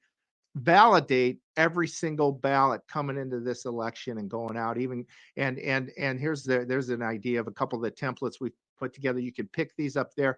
I've talked to the Republican Party, a member of the Republican Party yesterday about this. We want to push this out. I don't know, there's a lot that we can do. We need to vote. We need to do all the things everybody is saying. But if we're not for what we learned in 2020, if you're not in first place when the counting is done, good luck. And the lawfare and the courts and the FBI, and nobody was there for us. Even massive fraud that we know the system's broke. It shouldn't be in place. The people at United Sovereign Americans are doing a great job to contest this because these elections are broken. But if we're going to move forward with this, we've got to win. We can't make any changes if we lose. So we've got to win, and we've got to be strong and stand together and validate every single piece of paper that comes into those elections, and don't allow them to bring garbage into our election system again. And that's what this effort's all about. That's it. Thank you very much. Appreciate you coming on. Just want to give you one announcement. The Broward Republican Executive Committee is having a fundraiser at Gulfstream Racetrack on the 21st of September. Anybody that wants to go, we're going to have Roger Stone there, Senator Scott, Dave Walsh, many speakers, many people. It's an unbelievable event. Give me an email back if you'd like to come, or if you need any information. We also like other speakers. So if you want anybody to speak in a couple of weeks, let us know. Go to stern1054@gmail.com. Go to theflagshirt.com. Call me at 954-318-6902. Our next speaker, Stephen Tremillo. Glad to have you. You're on.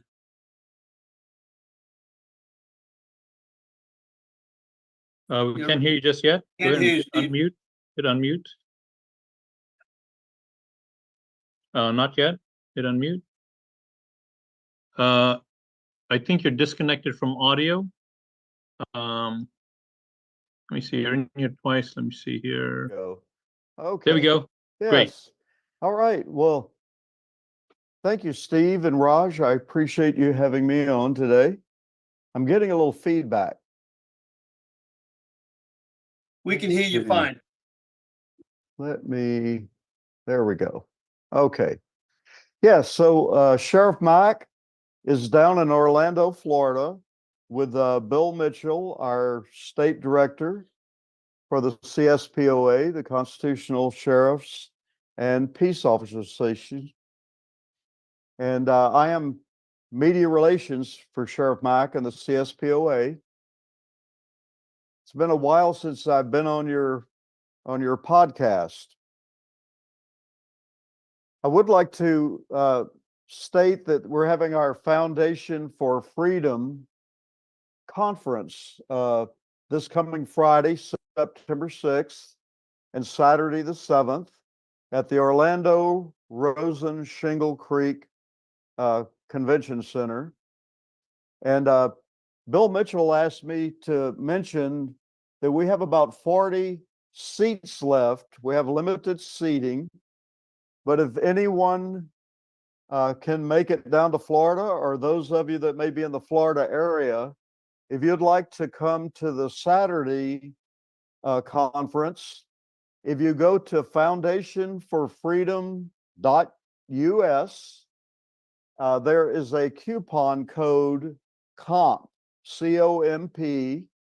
If you use that coupon code, you can attend the conference for free on Saturday.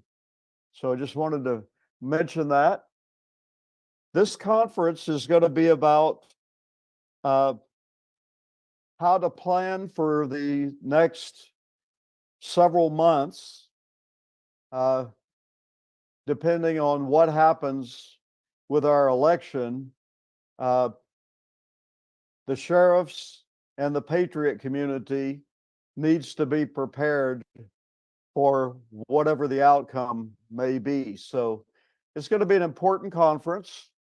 Sheriff Mack will be speaking, Alex Newman, Pastor Caleb Cooper from New Mexico, Sheriff Glenn Hamilton, who was Pastor Caleb Cooper's county sheriff that stood up for the congregation of Pastor Cooper when their rights were being violated during COVID. General Flynn's sister, Mary Flynn O'Neill, will be speaking as well. So a variety of speakers there, and we urge all of you to try to make it if you can. It will be recorded. It will not be live streamed, but you'll be able to see the recording after the conference is over and the video is edited. As you know, down in Florida, there's 67 counties. We have 46 of those counties have declared themselves Second Amendment sanctuaries. And Bill was telling me this morning that we have 5 counties that are considered constitutional counties. They've actually have ordinances that require the sheriff to endorse the constitutional compliance act that they put in. And we did that out here in Mojave County, Arizona, where I live. And Bill Mitchell was a resident here 2 years ago and created our constitutional compliance. So I wanted to bring that up. Speaking of the election, Sheriff Mack and I were in Grand Junction, Colorado on August 4th, 5th, and 6th for Tina Peters' whistleblower trial. And I'm sure most of you are aware that she was deemed guilty on 7 out of the 10 counts. She is going to be appealing. So want to send our prayers to Tina, the preeminent whistleblower, as I call her. And the other thing that I kind of wanted to talk about today is when I'm out speaking and representing Sheriff Mack and the CSPOA, most recently, I've had a lot of the patriot groups ask me if the sheriffs could be a little bit more proactive and possibly have deputies or deputize posse members to be at the election polls to kind of monitor and make sure that if they see anything improper going on, or just to have a presence there. And of course that cannot be done. I wanted to mention that there would have to be some hard evidence, or the election workers would have to get with the supervisor of elections and maybe request that an investigation be made. But unless there's a crime committed and no obvious corruption, we cannot presuppose that a crime has been committed. So I wanted to mention that. My business partner with our company, Patriot View, is on this call, and he's been putting some notes in the chat there. One of the things that he mentioned is the 10,000 Social Security numbers. I think in the 2000 Mules movie, it was revealed that the election crimes are being committed in over 104 different ways. And one of those ways is they're getting the illegal immigrants coming in and assigning one Social Security number to a block of 10,000. The money that is being paid on that Social Security number for the withholding tax is being bypassed by the IRS and is going into a slush fund. And our understanding is that that total is over $1.5 trillion with a T. So this is money that is being weaponized against us with this extremely high level of organized crime. Sheriff Darleaf up in Berry County, Michigan, is a CSPOA constitutional sheriff. He was investigating election crimes well before 2000 Mules came out, and the county attorney up there actually filed suit against him, I guess, for being a constitutional sheriff. And this is where we are seeing most of our pushback is from the county attorneys.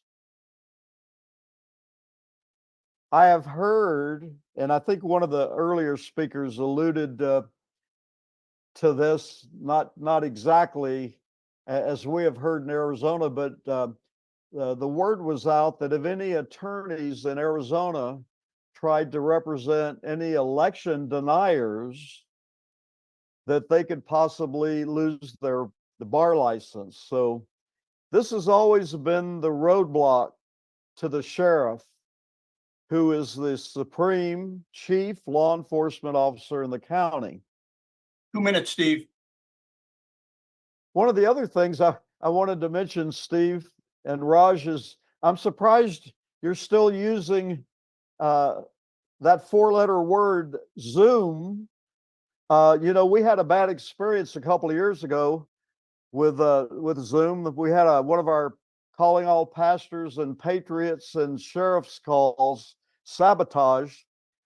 My understanding is Zoom is owned by Bill Gates, BlackRock, and the CCP. So we immediately switched over to the Meetin, MEETN, Meetin platform. And we are a master impact partner with Meetin, that is a U.S. company out of Denver, Colorado. So if any of you are interested in getting on a more secure video platform, go to our website, patriotview.us, patriotview.us. That was basically what I wanted to cover today. Thank you, Steve. Thank you very much. Dan Schultz, you're up. Famous guy, precinct strategy. If it wasn't for him, I wouldn't be here. How much time do I have, Steve? How much time do I have? Whatever you want. Okay, thanks. Well, then I'll go a little bit slower because, I'm used to being on Bannon's War Room and, all of a sudden, boom, you're gone. So but I will try to go fast. So Tom Renz hit the nail on the head. We have got to get involved locally. But what does that mean? You got to be concrete.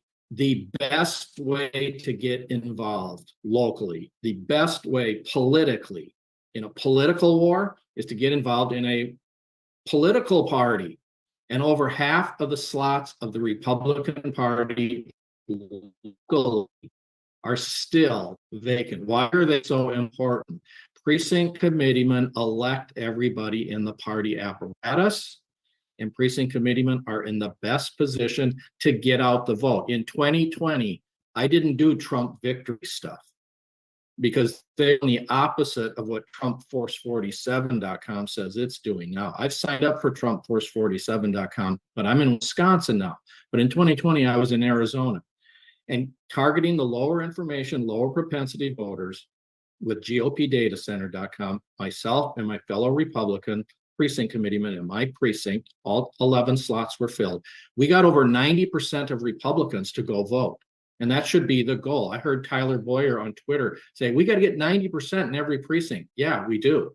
And if we do that, Trump will win. But the average in Arizona was only 72% because Trump victory was sabotaging Trump. Believe me when I say this, there are people on the RNC who do not like Trump. Go look at today's headline on Drudge Report. There's a big article in Politico, and it's got Eric Erickson quoting people. They don't want Trump to win. So we've got to do it. So sign up for TrumpForce47.com. If you're not in a battleground state, sign up for talk.donaldjtrump.com. Sign up for protectthevote.com. I'm in a battleground state. I've already signed up here in Wisconsin for TrumpForce47.com. I've also signed up for protectthevote.com. We've all got to do something. It's too late now to fill up all the precinct committeeman slots, and we haven't done it. Now, let me give you some numbers. And I want to say this first.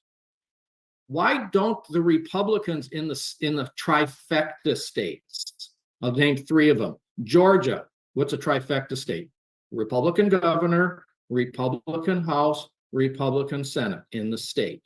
Why haven't they gotten rid of the machines? They have the power to do it. Texas, Florida, Georgia, there's 19 others. And then in Arizona and Michigan, Arizona and Wisconsin, where I am, why haven't they, the state legislatures per the Constitution, gotten rid of the machines for the federal elections? They have the power to do it from the Constitution. Why haven't they done it? It's because the so-called Republicans aren't really Republicans. Whose fault is that? It's our fault. They're a symptom of the underlying disease. The underlying disease is we're not organized and united politically where we live in the best way possible, doing it locally where we live. I put it all in my book years ago, how to get into the real ball game of politics. That's becoming a precinct committeeman. Where you live, help Donald J. Trump make America great again. The RNC was doing this in 1962. This is the Precinct Education Program Handbook. You can go to precinctstrategy.com, go on the helpful links page and find it and download it if you want. This was put out by the RNC and the NRCC and the NRSC, and they were saying, we got to go back to precinct level, get out the vote with precinct committee. And then they got away from it again. We've got to do it ourselves. Nobody's coming to save us. We, the people, are the disease. We're not organized and united politically for real political action to take out the incumbent rhinos in the primary elections. The average turnout in a midterm congressional, U.S. Senate, U.S. House, Republican primary is 20%. It's a little more in presidential election years. Why aren't we taking out these incumbents? Because turnout is so low. Look at the recent results all across the country. How many rhinos have been retired? Hardly any. Why? Because the turnout wasn't boosted beyond 20 or 30%. I don't know of a primary where it's 40, 50, 60%. And whose fault is that? It's our fault collectively. We've got to, again, we got to get organized and united politically where we live for real political action in the best way possible in our local committees. I explain it all at precinctstrategy.com. The first 3 buttons on my site. First button is a communications and collaboration platform that Robert Beadle built for us. We got to get on it. We only have 16,590 people on it nationwide. I wanted to get 300,000 by the end of last year. And I wanted to get all the 200,000 vacant precinct committeeman slots filled. But we've made very little progress. Second button, Votify Now. Get that app for your phone. You can take photos, video of people stuffing ballot boxes with your phone and then shoot it to Votify Now. Then also follow up and call the sheriff if you think what they're doing is illegal. Or if you have any problems with your ballot, report it on Votify Now and then report it to the sheriff as well, like Jovan Pulitzer is talking about. Third button is all my educational podcasts. Now, let me give you some numbers, hard numbers. Maricopa County, which I just moved out of. When I moved, my precinct had dropped down to 9 PC slots. It's based on a mathematical formula, based on the registrations, but all 9 were filled. We went from 11 to 10 in 2020 down to 9 because Republican registrations were dropping a little bit, but all were filled. But Maricopa County, countywide, Maricopa County, ground zero for election integrity. Only 50% got filled in the July 30 primary election. Why is that? It's because conservatives won't participate in party politics. Why don't they? I don't know. Donald Trump endorsed the precinct committeeman strategy, but unfortunately, he's not recruiting PCs. So 50% in Maricopa County, Texas, hard numbers, 44% only got filled. They're called precinct chairs in Texas. Only 44% of the Republican slots got filled. And 40% of the precincts in Texas have 0 precinct committeemen, not even 1. How's that going to help get out the vote? It isn't. We've got to do it. So it's probably too late. And I've got Florida. It's about 35% on average in the counties. Pennsylvania, same. South Carolina, Georgia, North Carolina. What's that? 2 minutes. Okay, thanks. 2 minutes. Okay, so there's another app that's coming out from Votify Now. It's called Authenity. When it comes out in about 10 days, I want you to get it. You can read about it at votifynow.org. It's going to allow you, if you take a picture of somebody who's doing something like maybe stuffing a ballot box and they're wearing a mask, they can use artificial intelligence to try to figure out what the rest of the face looks like. That's about to come out. So check it out at votifynow.org. Votify Now is the only election integrity app that exists that is real time and does what it does. You can learn about it at votifynow.org. So I'm just glancing here at my notes. Let's see. I think I've covered everything I wanted to say. I want to thank you all for what you are doing, but please, please, please, whatever hat you wear, election integrity hat or Moms for America or Moms for Liberty, I want you to also become a precinct committeeman. Nolan Chang from Hawaii, we've had some successes. He explained it on Bannon's War Room. Look, when we're like this, doing things out here, this is from martial arts apparently. He says, look, see how weak our hand is, but when we unite into a fist, now we really got something. I've got graphics on my site at precinctstrategy.com that explains all this. Please, whoever you are, carve out 3 hours a month. Just try it. Please go to your next monthly Republican Party committee meeting. And if you run into any obstacles, email me, Dan@precinctstrategy.com. Dan@precinctstrategy.com. Thanks for what everybody is doing. We've got to win this election. Thanks. Good looking shirt. Catherine, you're up. Yeah, thank you. Great. Thanks for having me, Steve, and thanks to everybody for joining in. I'll make my comments brief. Just wanted to let everybody know that we are working on a plan for getting surveillance cameras together with manned operators, I guess I should say, that are going to be assisting with the cameras.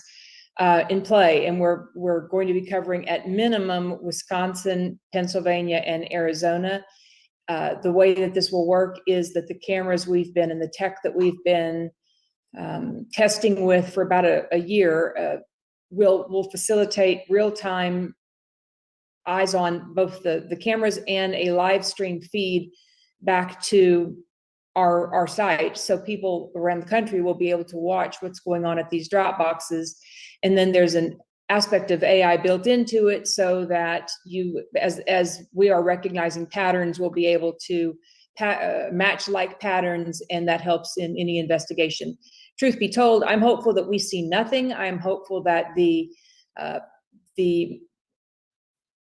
public relations side of putting the word out that there will be people monitoring the drop boxes will be sufficient to deter the bad guys. That is goal number one, is just to deter the fraud entirely. But if that doesn't happen, we will certainly be able to say that we have eyes on. So we're excited about that. We are unveiling a number of different apps over the coming weeks, but I'll just leave that for another time. A new story, I guess, out of our swim lane, and one that we can all learn something from, is that we were just involved in helping to overturn an election in Georgia. And here's the story. It was a candidate for school board who called me back in May and said something was not right about my election. And this is a gentleman who was a Democrat, a nephew of Martin Luther King Jr. And that has no bearing to me, really. It was just, what happened in your election.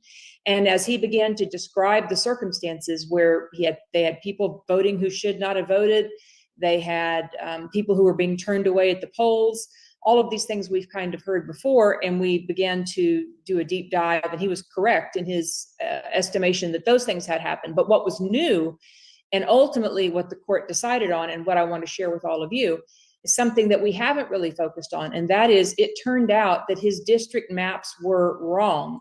They had districted out an entire apartment complex. Over 200 voters were just and we know at minimum it was this apartment complex. How much deeper the bad mapping went, I don't know, but that piece was able to be isolated and was sufficient for the court to overturn the election. So the message out of this is, as we're thinking about election integrity standards, or if you're working with a candidate, or you're just evaluating and just battening down all the hatches, looking at the district lines of whomever you're working with and the perimeters of those, and then matching those to the people on the voter rolls and making sure that everything checks out, would be a healthy exercise, and one that we really hadn't considered before. Just, what if the maps are just flat out wrong? But they were in this case, and lesson learned. So I would say add mapping awareness to your precinct work, and making sure that the boundaries of your precinct are adequately and appropriately reflected in the mapping. Other than that, we are just continuing to expand our efforts in getting, again, eyes on the drop boxes and support out to election workers broadly. But that's where we are today. So thanks again for letting us share. Great, and great piece on the War Room today. Oh, if thanks. anybody wants to see it, go to the War Room. You can get a clip on it. She did a great job on it. She'll expand on what you said today. Thank you very much for coming on. I know you're doing a fantastic job. Thanks so much. Thurbich, come on down. Right. Thanks, everybody. Coming to you live out of Ohio today. I was glad to see Tom Renz. I'm going to share a screen with you. We've had some significant developments in Ohio moving in our favor. And it looks like our Secretary of State wants to do business. So with respect to what you might be seeing here, are you all looking at My Ohio Protect the Ballot? Yes. All right, good. Let me just run through it. I know we're late into the game here, but this is what's live right now. We had election legislation we put forward to get better enhanced eligibility verification in the summer. The Secretary of State and the Association for the County Board of Elections was resistant to that particular legislation, but it's interesting how things go full circle. And I'll cover that for you all here. This is the coalition we just built in Ohio. We went and put an open letter out to our Secretary of State, keeping in mind that the suggestions that were brought up in this meeting. about trying to press upon election officials and other state elected officials to work as one. So we have all these advocacy groups that are calling for enhanced verification measures of registrants. And that includes public officials, activists, anybody you can find is in effect that is overseeing tens of thousands of Ohio voters. So this is our coalition, and we're taking more and more names as we speak. And this is the voice that we're now speaking with, not singletons anymore in Ohio when we're speaking to Secretary of State Frank LaRose. Now, what kicked a lot of this off, and this is similar to some of the reporting, if Joe Hoft is still on, that he uncovered under Gateway last year, is we have these third-party for-profit registration entities that go out and canvass. Well, last year in Cleveland, they got busted and a formal complaint was filed for irregularities in terms of registrations. That was also followed this year in July when our, as you can see in the top left there, Ohio Republican chairman in Hamilton County, Cincinnati, board member, identified over 143 bulk fraudulent submissions. And this really opened up the floodgates, because what we had been warning about within the election legislation is that we had a soft underbelly on the front end. We have an honor system that does not validate the information on our registration forms. It simply processes them and creates voter records in Ohio if the information has been filled in the data form fields. And we have been hawking that as a real issue in Ohio. And now this came to bear on the situation. And of course, our public officials went into reactive mode, because for a year, this entity, which touts itself as building long-term progressive power, has been able to do this across now at least 2 states. So our Secretary of State referred them for election violations, at least the canvassers, and we're pressing for the Attorney General to take an even deeper look. So this gives us even more impetus, and I'm going to tell you how these events have transpired now, because this is on the board, in a positive way. So we countered this incident with an open letter to the Secretary of State with that coalition that I told you, really detailing out the situation with Black Fork and other problems with our election law deficiencies and administrative issues. What we learned is that the way our Secretary of State's rules are written for the Board of Elections is they treat all records, whatever status they may be in, as eligible for an absentee ballot. We think that became our biggest issue going in. And so we shifted our strategy from looking at this of what kind of election legislation we can push to what the Secretary of State of Ohio can do. So the Secretary of State of Ohio on the margins is finding non-citizens and did a substantial annual voter list maintenance removal, but he has not yet done perhaps one of the most significant things that need to be done, which is protecting that portion of the voter records, that haven't been fully determined eligible. And with this event occurring with Black Fork Strategies, that group I indicated to you, we're looking at potentiality of fraudulent ballots. And that could happen because if you initiate a fraudulent ballot in Ohio and you produce the same information for your absentee ballot form, you're in, as far as the way that their level of procedural review and standard criteria work. We think that's a big issue. And we put that front and center in Ohio for our Secretary of State to know that going into this election. And in that green box, you'll see these are the 4 things. There'll be another slide, a couple more here, and I'll be done. But this is essentially the demand or the ask within the letter for him to put these particular voter records in provisional ballot status, meaning that if a record hasn't been determined as fully eligible, as has some form of question, they have to go vote in person, produce an ID, and as such are not qualified to obtain an absentee ballot. And that's the state has a right to determine its eligibility criteria. It's within Ohio's Constitution and within Ohio's law. So this was the Secretary of State's response. In the same week that we issued and delivered a letter, he sent a letter to the Senate President and Speaker of our House saying he now wants a potential election legislation 30 days out from early voting. He's called on them while they're adjourned to participate in this effort. We are in agreement with what he has asked for. All 3 of his asks are very strong. There was a federal case that overturned an issue of our ability to enforce ballot harvesting, and now that has been weakened by the result of that lawsuit. And he's now asking the legislature to consider banning drop boxes.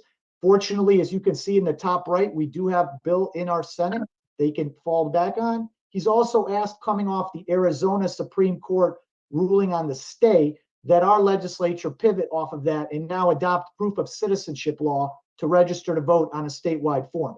That's something that I would say at this point, probably Republican Secretary of State should be pressed upon as well, since that is likely going to come to fruition as far as after 15 years of Arizona fighting it. Now, he's waited for that case, but he's always had the ability to make that a requirement. And finally, and maybe perhaps most importantly, on the 250 to 350,000 voter records, we're asking him to mark those ineligible records for provisional status. So this is basically our 1-2 step and reason below. We want to identify all non-citizens. He's doing that incrementally. We don't have a number on how many there are. There's not a single database for those. We recognize he has challenges in identifying those this late in the game since he started after May. We also want to identify mismatched or assign mismatched information, about 50,000 of those records, to provisional. And there's also 179,000 duplicates that are out-of-state records that would fit that category of confirmation status voter. And therein, in step 2, we're asking for him to also take any of our voter elector challenges, which we're bringing across 12 counties formally as individual Ohioans. We've got another aspect of our strategy. We're bringing and challenging voter records. We've challenged up to 1,300. We are finding mass resistance to that right now. And we think a lot of that has to do with the fact that the other side is trying to intimidate the County Board of Elections not to follow the law and is threatening a lawsuit on their own should this occur. We have to just work through this lawfare, and our public officials need the encouragement to follow the law. And we certainly will use all of our resources to ensure that no one's constitutional right is denied on the ability to challenge a voter record. And below in green is what you see is what the Secretary of State has. Find in your law what your Secretary of State is able to do, from investigating or marking ballots. I don't know if enough people are trying this method. This is an important differentiator. Article 1, Section 2 of the U.S. Constitution, the Qualified Electors Clause, gives our states authority to determine eligibility. That means many of our secretaries of state can flag records that are a problem. We can help them find those records, and we are, but we have to work as in unison in the states where the elected officials want to work. And we already have our lineup for 2025, 26. For the next couple of years, these are the areas we want to work on with respect to our legislation. A lot of this comes down to, like I said, the first 3, everything has to do with what the Secretary of State now wants to do. We commend him for coming out on this, albeit we would have preferred that he recognized that opportunity back in April and June, where 2 of his 3 provisions he would like now were in the legislation. But it's never too late to take leadership and move the right issues forward for the elections. And then there's also some aspects that we want that has been heard in this presentation about independent third-party security assessment reviews. I know Joe Hoff talked about this. That's part of legislation we have to ensure only vetted and credentialed personnel who are able to assess for certification voting systems. So we have quite a few things in Ohio that would empower the counties to do hand counts across the board if they so choose within a petition ballot. We're also asking to determine our residency requirement based on surrendered driver's license information and not let a record sit there for 4 years. We think that's a litmus test. So that's quite a few things on our list. We've worked a lot with the Federalist, and this is just some of the things we've been getting out there. We thank any platform that wants to carry the message, because we think this is the use case. I'm not sure I can make it over there in particularly for time. Republican But what cases, time do you open in the morning? Republican states. If someone could check their mic.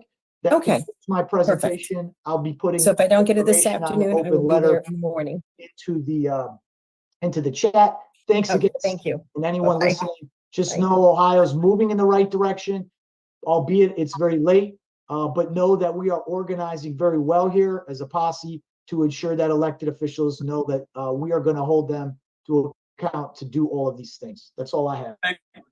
Thanks very much, Marcel. Raj, you're up. Great, thank you. And there we go. One of the common denominators in what you've heard today is we have got to get more volume to our voice. We've got to figure out a way to add more pressure to the concerns that we have. And so what I'd like to offer for your consideration is that there's a large segment of our population that actually favors the values that are represented by the people on this call, and they are actually not voting. The number is pretty significant by conservative numbers. They are probably at least 20 million Americans, at most maybe 40 million Americans. And according to the last couple of major elections, the elections have been decided by as little as 40,000 people in key counties. And for this reason, I'd like to provide for your consideration the following perspective. So again, these people are folks that probably share your values when it comes to pro-life, when it comes to fairness in elections. And so the video I'm about to show you has been put together by an organization called My Faith Votes. It's very short, and let me play this for you. There's also a call to action at the end of the video. The first call to action is provided by My Faith Votes. The other call to action is provided by defendourunion.org. Please look at this and please consider exercising this measure in your community. And here we go.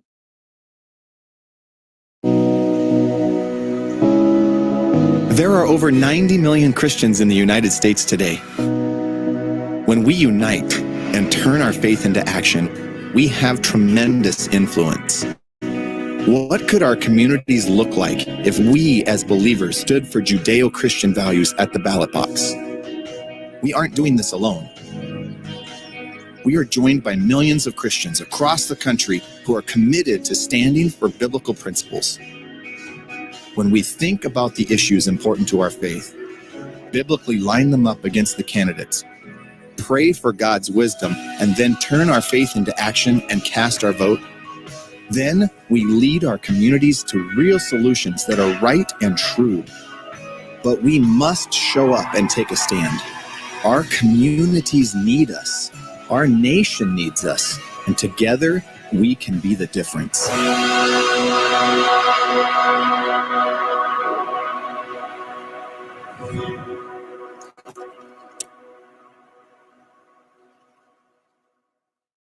I'm going to pause the video there. I want you to please consider taking that action, take a picture.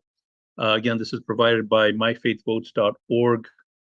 I'm looking at in fact, I'll just put this on the screen. It's sideways, but I'll read it for you. It's likely, this is information courtesy of Seth Keschel. Thank you for that. It's likely that the elections will be decided by the electors in these 30 counties. It's a small target.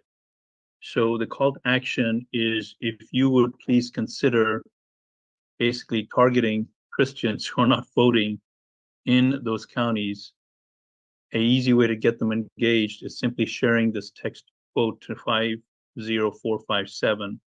In addition to that call to action, you can also contact us at Defend Our Union by texting DEFEND to 91776.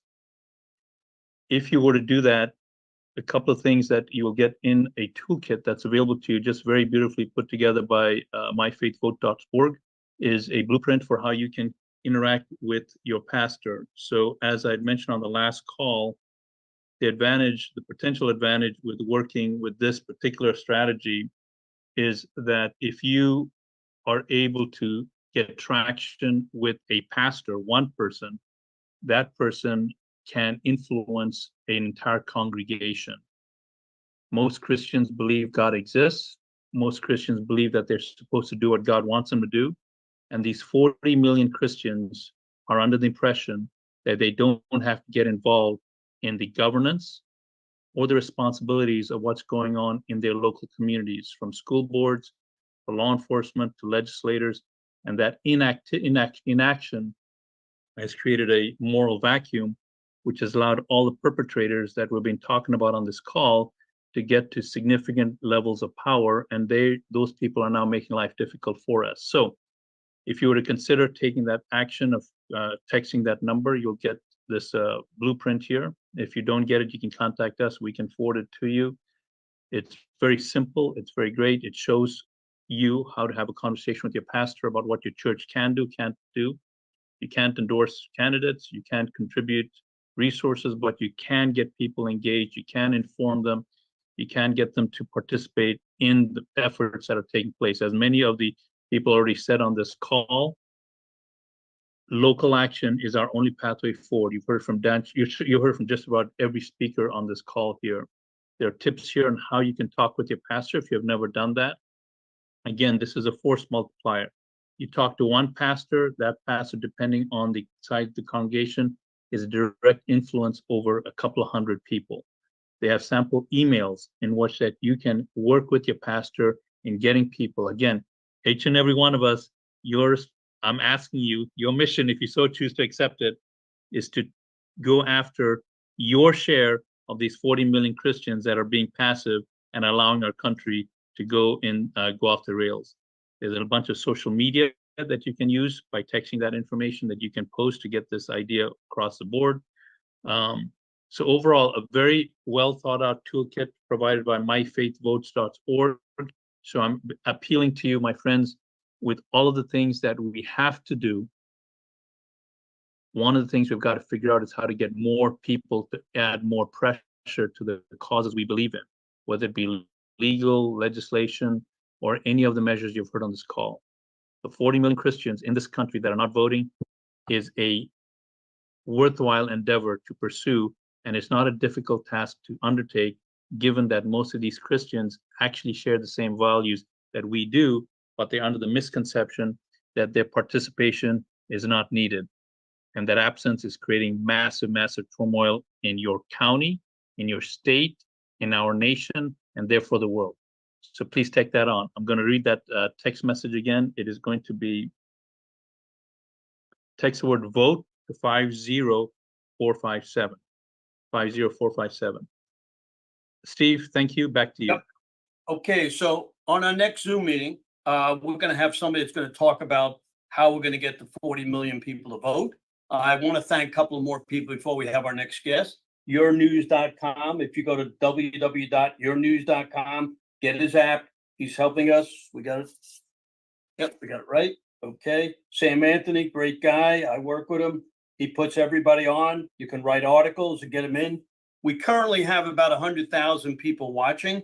I have to get reports of all our podcasters will report back how many they have live. Cloud Hub has helped us. And we have a lot of podcasts, like I told you, 50. We want to get 100 on the next one. So our next guest is my favorite person, Linda Sinkowitz. Is she up there? She's been in my office 3 times. She's been on a lot. We got her on the War Room. She's on every week. There's a reason she's on every week. She's got great information. Linda, what's new? Well, thank you first, Steve and Raj, for having me on. I got 3 things that I'm going to quickly talk about. One of the things we had discussed on one of the shows I was on was the fact that the Nevada Secretary of State was sent a letter by the RNC's counsel's office.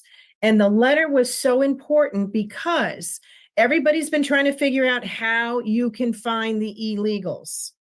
Well, apparently there is a way the Secretary of State's offices can find the illegals. There's a number of different ways through certain government things. I have that letter on our website. That's fightvoterfraud.org. You can read the letter. What we also put up there was the letter that I sent to our Secretary of State. I kind of condensed it down. One of the things I do want to tell people is the RNC only use the word non-citizens. I include illegal immigrants in mine, because I just do. I'm not politically correct all the time. So we're asking people to send letters to your own Secretary of State. Get your friends, flood them with these letters. You can even send the letters to your legislatures, your mayor, your caucus, Republican caucus, Democratic caucus. We have those sample letters up there as well, because we want them to know, we know you can find these people that are not supposed to be on the website. I don't even know how many states, but we've had hundreds and hundreds of people already sending us what they've sent in. There's a woman in Tennessee that put together her own army of people that she was going to have just all they were going to be doing. So that's something, if you're at home, you're not sure what you can do, if you're not good on the phone or whatever, write the letter, send it, get your friends to send the letter as well. The next thing is that we had started a few months ago our data requests of double registered double voters. We've come a long way. Now you can actually go to our website, click on data request, and fill out the form. And we are giving out more than 500. We're actually giving them out counties at a time. And please do that. Our new data has just come in, so we will start sending out probably tomorrow afternoon the new requests. Mind you, it takes a few days now for us to get all of that together. The final thing I was going to say that you might want to look into, and I have not had the opportunity, is what I did here in Connecticut. And I'll tell you, yesterday, I certainly not only kicked the hornet's nest, but I stirred it a few times. So I found out in Connecticut that registrar of voters are not being certified. And in Connecticut, and all laws are different, in Connecticut, it says they have to be certified within 2 years and then recertified every year thereafter. If they are not certified, they cannot run an election. Well, I started this pushback on July 9th. I emailed the Secretary of State in Connecticut, the head of elections. I threw in there the head of the Democrats and the head of the Republicans, and basically asked them for the list of the 338 registrars across the state, both Democrat and Republican, when they were hired, when they were certified, and when they were recertified, and to please send it to me. It took a month before the Secretary of State's office ended up sending me a list, which was not complete. It was missing recertification. It had wrong things. And what we figured out was that at least 148 were not certified to run elections here in Connecticut. That's huge. So what we did last week was we sent letters Thursday and Friday to the mayors and the legal departments for the 169 towns here in Connecticut, requesting that data and the canvassing, proof of their canvassing. And then what we did on Tuesday was we emailed 169 mayors and town selectmen, and we have had an incredible response. First thing we found out was the Secretary of State sent a memo to all the registrars in Connecticut telling them not to provide information to fight voter fraud on certification unless it was sent for under the Freedom of Information. Does she think I just fell off the turnip truck? I mean, of course I sent it under the Freedom of Information. So we are having a number of them that are complying. I have had frantic calls from mayors and one who is very concerned on what happens if neither of them or one of them is not certified. And I said, well, then they can't run an election. And he goes, well, what do we do? And I said, well, unless you have a deputy registrar, there is nobody else that could run it. And I said, I don't want to stop elections, but I also want people who are qualified to run the elections. So I told them the worst case scenario is the governor is going to have to proclaim a state of emergency, pull into session the legislators, and give approval for these non-certified registrars, either Democrat or Republican, doesn't matter, to actually handle the election. So if you're out there and you also don't have much to do, why don't you look up and see in your own state what the qualifications and certifications are of your election officials to see if they are actually certified. This is another way to make sure we have the people in place doing their jobs. Again, the reason why I did that is I saw so many were not doing their jobs with all the information that we have been getting out there. But I certainly stirred that hornet's nest yesterday. But it's great. We're getting responses, and we're going to deal with this, and then we're going to deal with whomever collected the money that the state or the town paid for them to go through their classes when they didn't go through their classes. So that'll be the next step after all of this, see who actually did things legitimately. But that's what we're up to right now. We're just encouraging people, check out the letters on our website, fightvoterfraud.org. see if that's something you want to do. And please, if you get a chance, send me a copy. Just send it via email to linda@fightvoterfraud.org. And again, the data requests, we have they're constantly pouring in. So I should say it'll take 4 to 5 days before you'd actually get them now, because we've done thousands already, and now it's the new batch. So I guess that's about it. I just want to thank Steve again for everything you've done to help promote fight voter fraud. I really appreciate it. And Raj, what you're doing with this program as well. So thank you, everybody. You got it. Terry Raposa. See you around. How are you, sir? I'm doing good. You look good. Let me see that flag shirt. There you go. Yeah, I bought this a long time ago. It actually cost me more than my first car. Just kidding. They're wonderful shirts. They last forever. I want to touch on something Raj said, and I think that before I get in what I'm going to talk about, which I'll be brief, but Raj made a very good point. We have to get the Christian vote going, and we've got to get the pastors going. One of the issues I think a lot of pastors run into is with Romans 13. Romans 13, in some pastors' interpretation of that, talks about how the people need to submit to the government because God institutes the government. But God doesn't ask us to be lawless. And when we have a lawless government, it's up to us to make sure that we change that lawless government. And we've been talking local. Well, here in Shasta County, we started that with a lot of people that are just folks. And I think we have to get to those people. And how do we do that? And that's the question, and that's the solution. The folks that are just out there, like Alyssa McEwen, who nobody knows on, Carlos Zapata,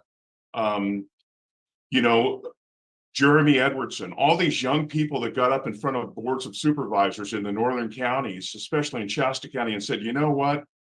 We're not going to handle these mandates anymore. We're not going to allow you to mask our children anymore. We're not going to allow you to do these certain things because we understand that we have the power.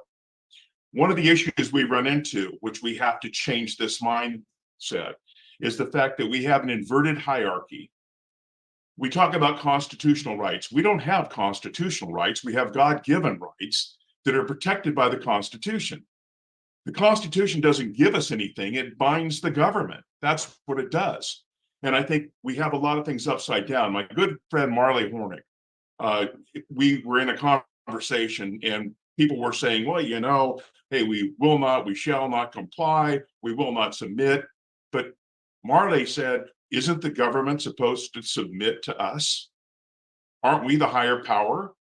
And when we look at that, we look at the 10th Amendment, it's spelled out right there. Anything not delegated to the government we created as states is reserved to who?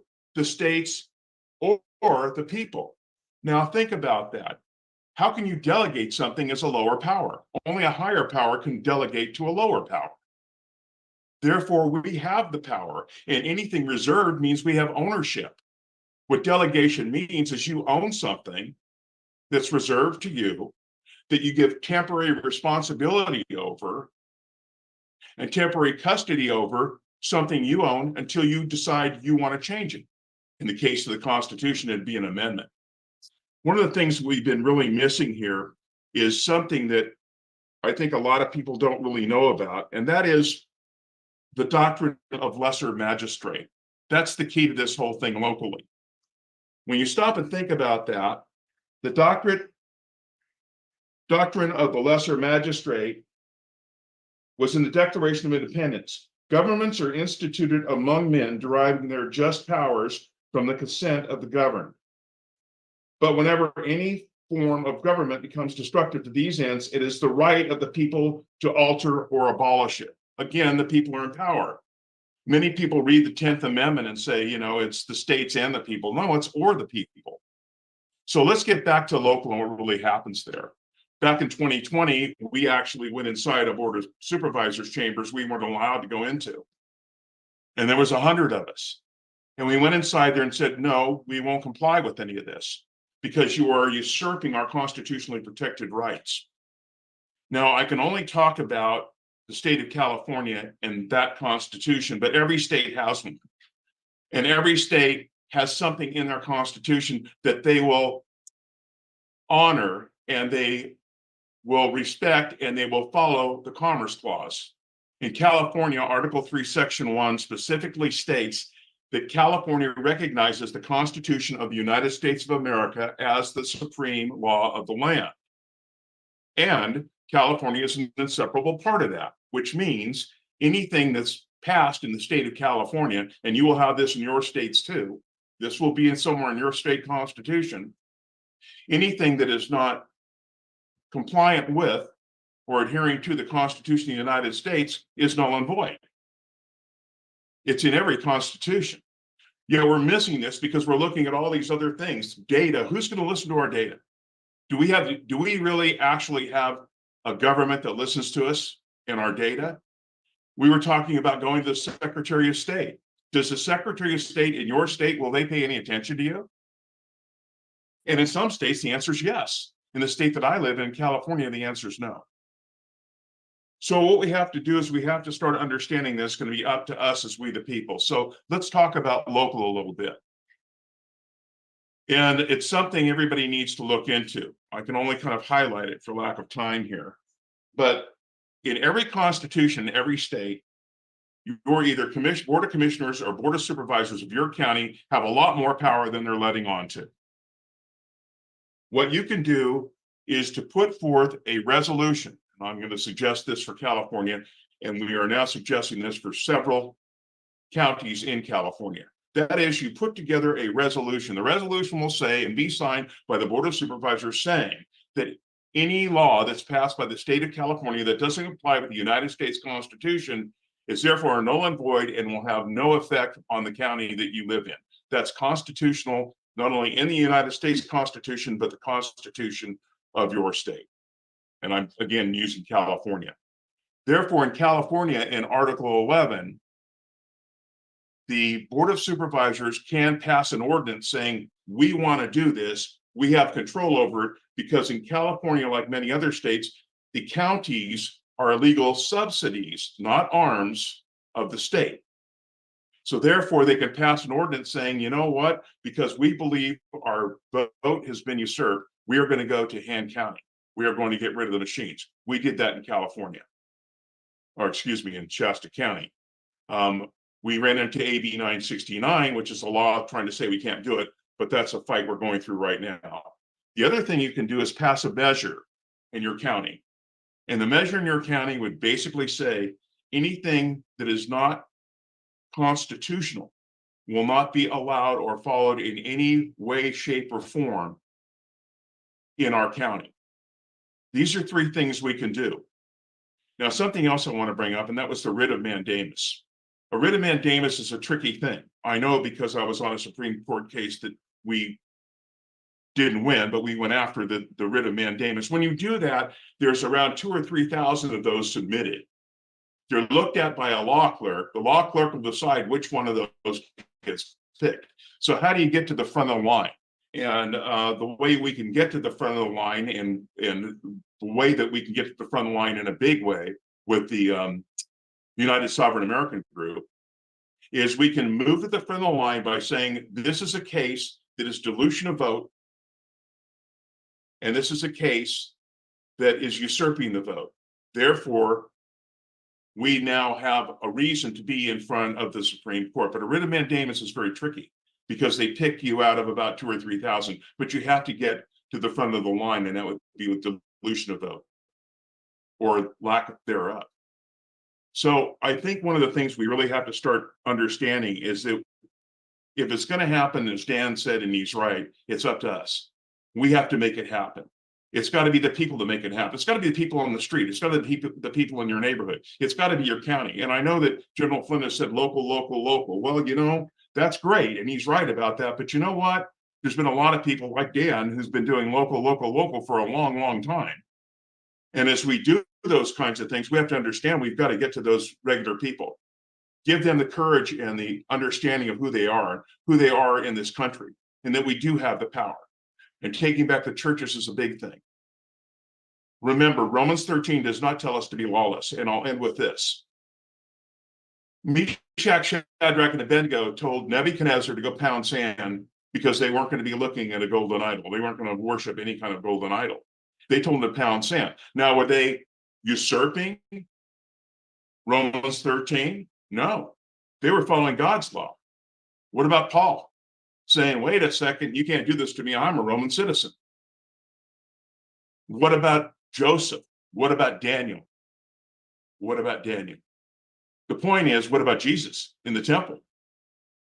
And we can't be looking at Jesus as some sort of gee whiz, just this meek little guy. No, he's the Lion of Judah. And we have to follow these things and understand who we are. Everybody's heard Chronicles 2.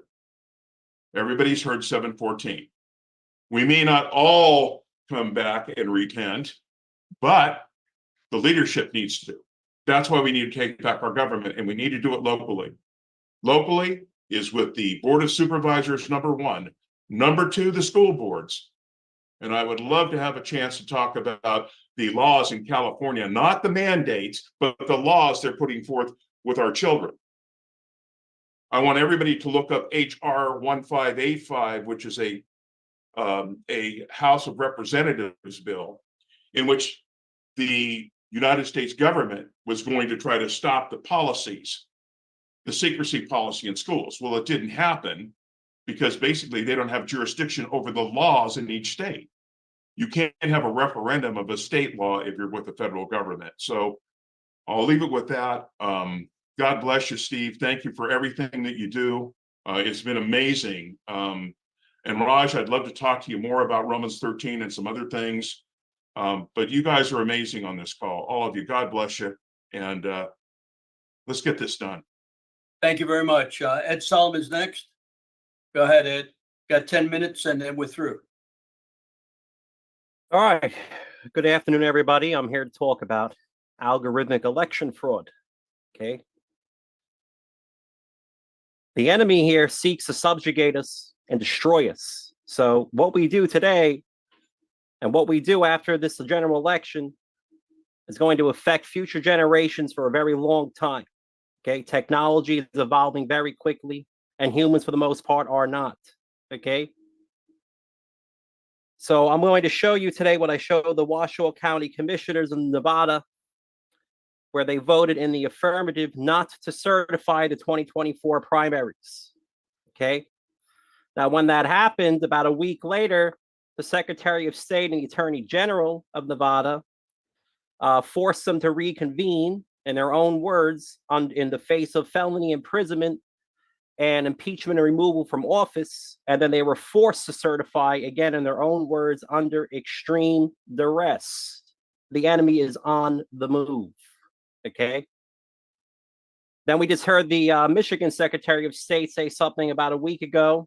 She says any county commissioners or county officials that don't certify the election, again, she says in her own words, we will come for you. They are now publicly threatening and coercing local and county officials into certifying elections that they know to be rigged. 10 minutes. What do I say? Okay, the first thing I'm going to show you is, I call this the victory slide. I'm going to share my screen. And this concerns Colorado, okay? And I show the slide to people who are on our side, but don't think the machines or algorithms have very much to do with the manipulation of the votes. So what you're seeing here in this slide, if I zoom in, is El Paso County in 2020 in Colorado. The red line shows you what percentage of Republicans voted no on Proposition B. That goes from 65 to about 55% over the course of the election. Proposition B was about raising taxes. The blue line down here shows you what percentage of Democrats voted no on Proposition B. There's about 33% of Democrats voted no. Regardless of which county you go to in Colorado, there's about a 20 to 30% difference between how Republicans and Democrats felt on Proposition B, which makes sense because it's about raising taxes. Well, let's go over to Arapahoe County in Colorado. Very different. What you see here over time, as the ballots are being counted according to the cast vote record, that there is no difference between how Democrats and blue and Republicans and red voted on Proposition B over the entire course of the election, with hundreds of thousands of ballots counted, just like in El Paso County. Not only is there no difference between how they voted over time, but however they change in their mood, they change in perfect parallel over time. So there was a bipartisan consensus in Arapahoe County on raising taxes, and it was bipartisan during all moments in time. They move in perfect parallel. If that's not an algorithm, I don't know what would qualify as proof to you that there's an algorithms in our elections that are manipulating vote totals. Now let's go to Nevada. What's wrong with Nevada? There's a lot of things wrong with Nevada.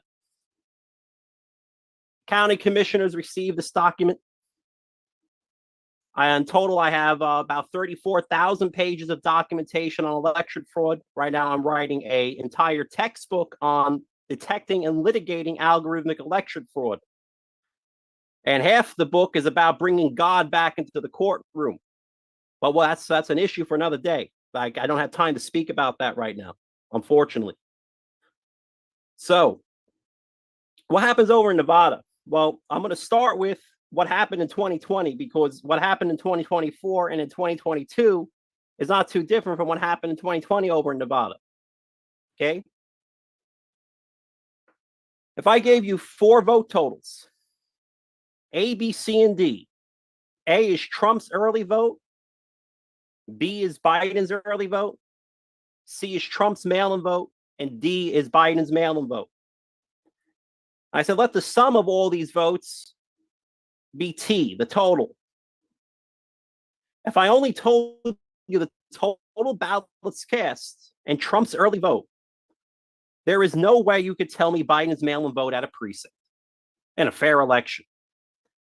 There's 4 votes, A, B, C, and D, Trump early, Trump mail-in, Biden early, and Biden mail-in, that add up to the total ballots cast at a precinct.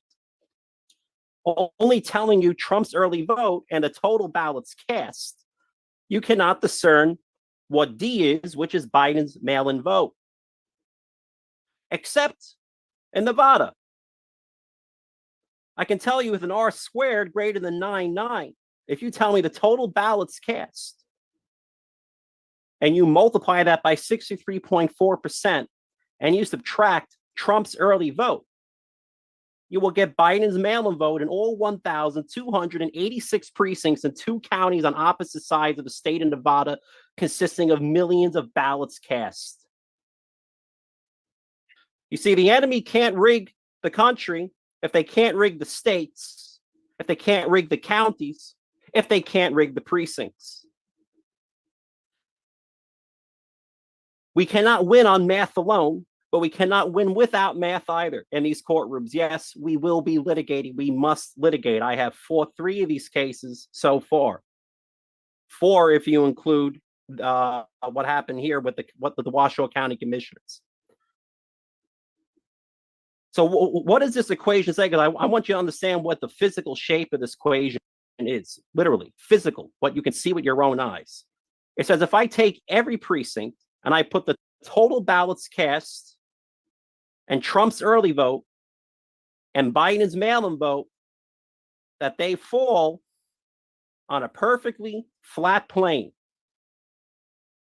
All 1,286 precincts will land on that plane. That is called a manifold.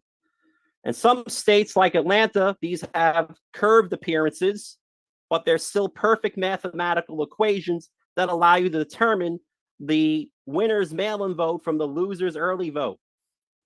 Okay? What you have seen as a manifold is what I call here in my paper that I'm writing. You are now a manifold witness. You cannot unsee what you have seen. You have seen the rig, the physical shape of how they make the numbers work at a precinct level. Okay? When I first saw my first manifold in 2021, it took me a while to find, but because nobody wrote a textbook on algorithmic election fraud, believe it or not. Imagine that. You can't even find a course or a class on it. So when I saw it, I realized that I had found the design of the enemy. So with the time I have left, all I can say is I can't fight this alone. I can't be in every courtroom in every county in the United States in 2024. I can't be everywhere. I'm not God. But we as a whole can be everywhere. So what I need you to do is find people who are mathematically astute, have a strong conviction in their beliefs. This could be the nun that taught you calculus in high school, the professor that just mentioned intelligent design on a college campus. It could be your aunt or your uncle. Okay, so I'm going to give you a few links here for them to go through. These links contain my phone number and my email address. And I would like you to give it to people who are willing and capable of fighting algorithmic election fraud in the courtroom. Okay, I don't have time to give a full math lecture in 10 minutes. So let's stop sharing. And I'm going to go to chat. 2 minutes. This is the, thank you. Yeah, I don't need that much more time. Okay, good. This is the slideshow for Colorado.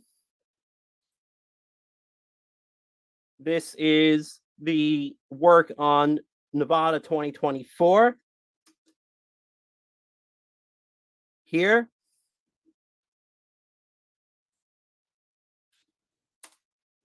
And this is older paper from 2022. Obviously, there's other links in these links that, again, you'll get over 30,000 pages of information and documentation on algorithmic election fraud in every state in the union.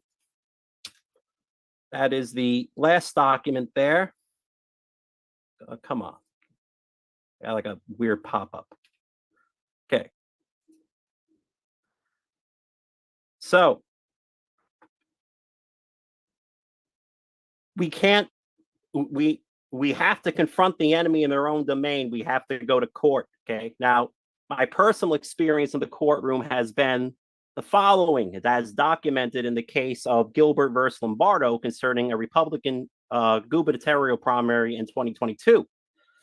The judge and the defense did not deny that these equations were operating over the precincts and changing the vote totals. This is on record. So what they did was they said, well, Mr. Solomon, under Nevada state law, and this is in most states of the union, it's not just sufficient to prove that fraud occurred, but you also have to prove that it did enough damage to overturn the result of the election. So the judge was asking me to do witchcraft. He was asking me to tell him what the vote totals originally were in the precincts before they rigged it. Got to wrap it up. Okay, so that's all I have to say. All right, thank you very much, and we'll get people to get to you. Raj, you want to wind this up? So I want to thank everyone for attending this call. Thank you to the speakers. Thank you most of all to you, the folks like all of us that are going to be taking action. Also want to thank Steve Stern, who was tireless work.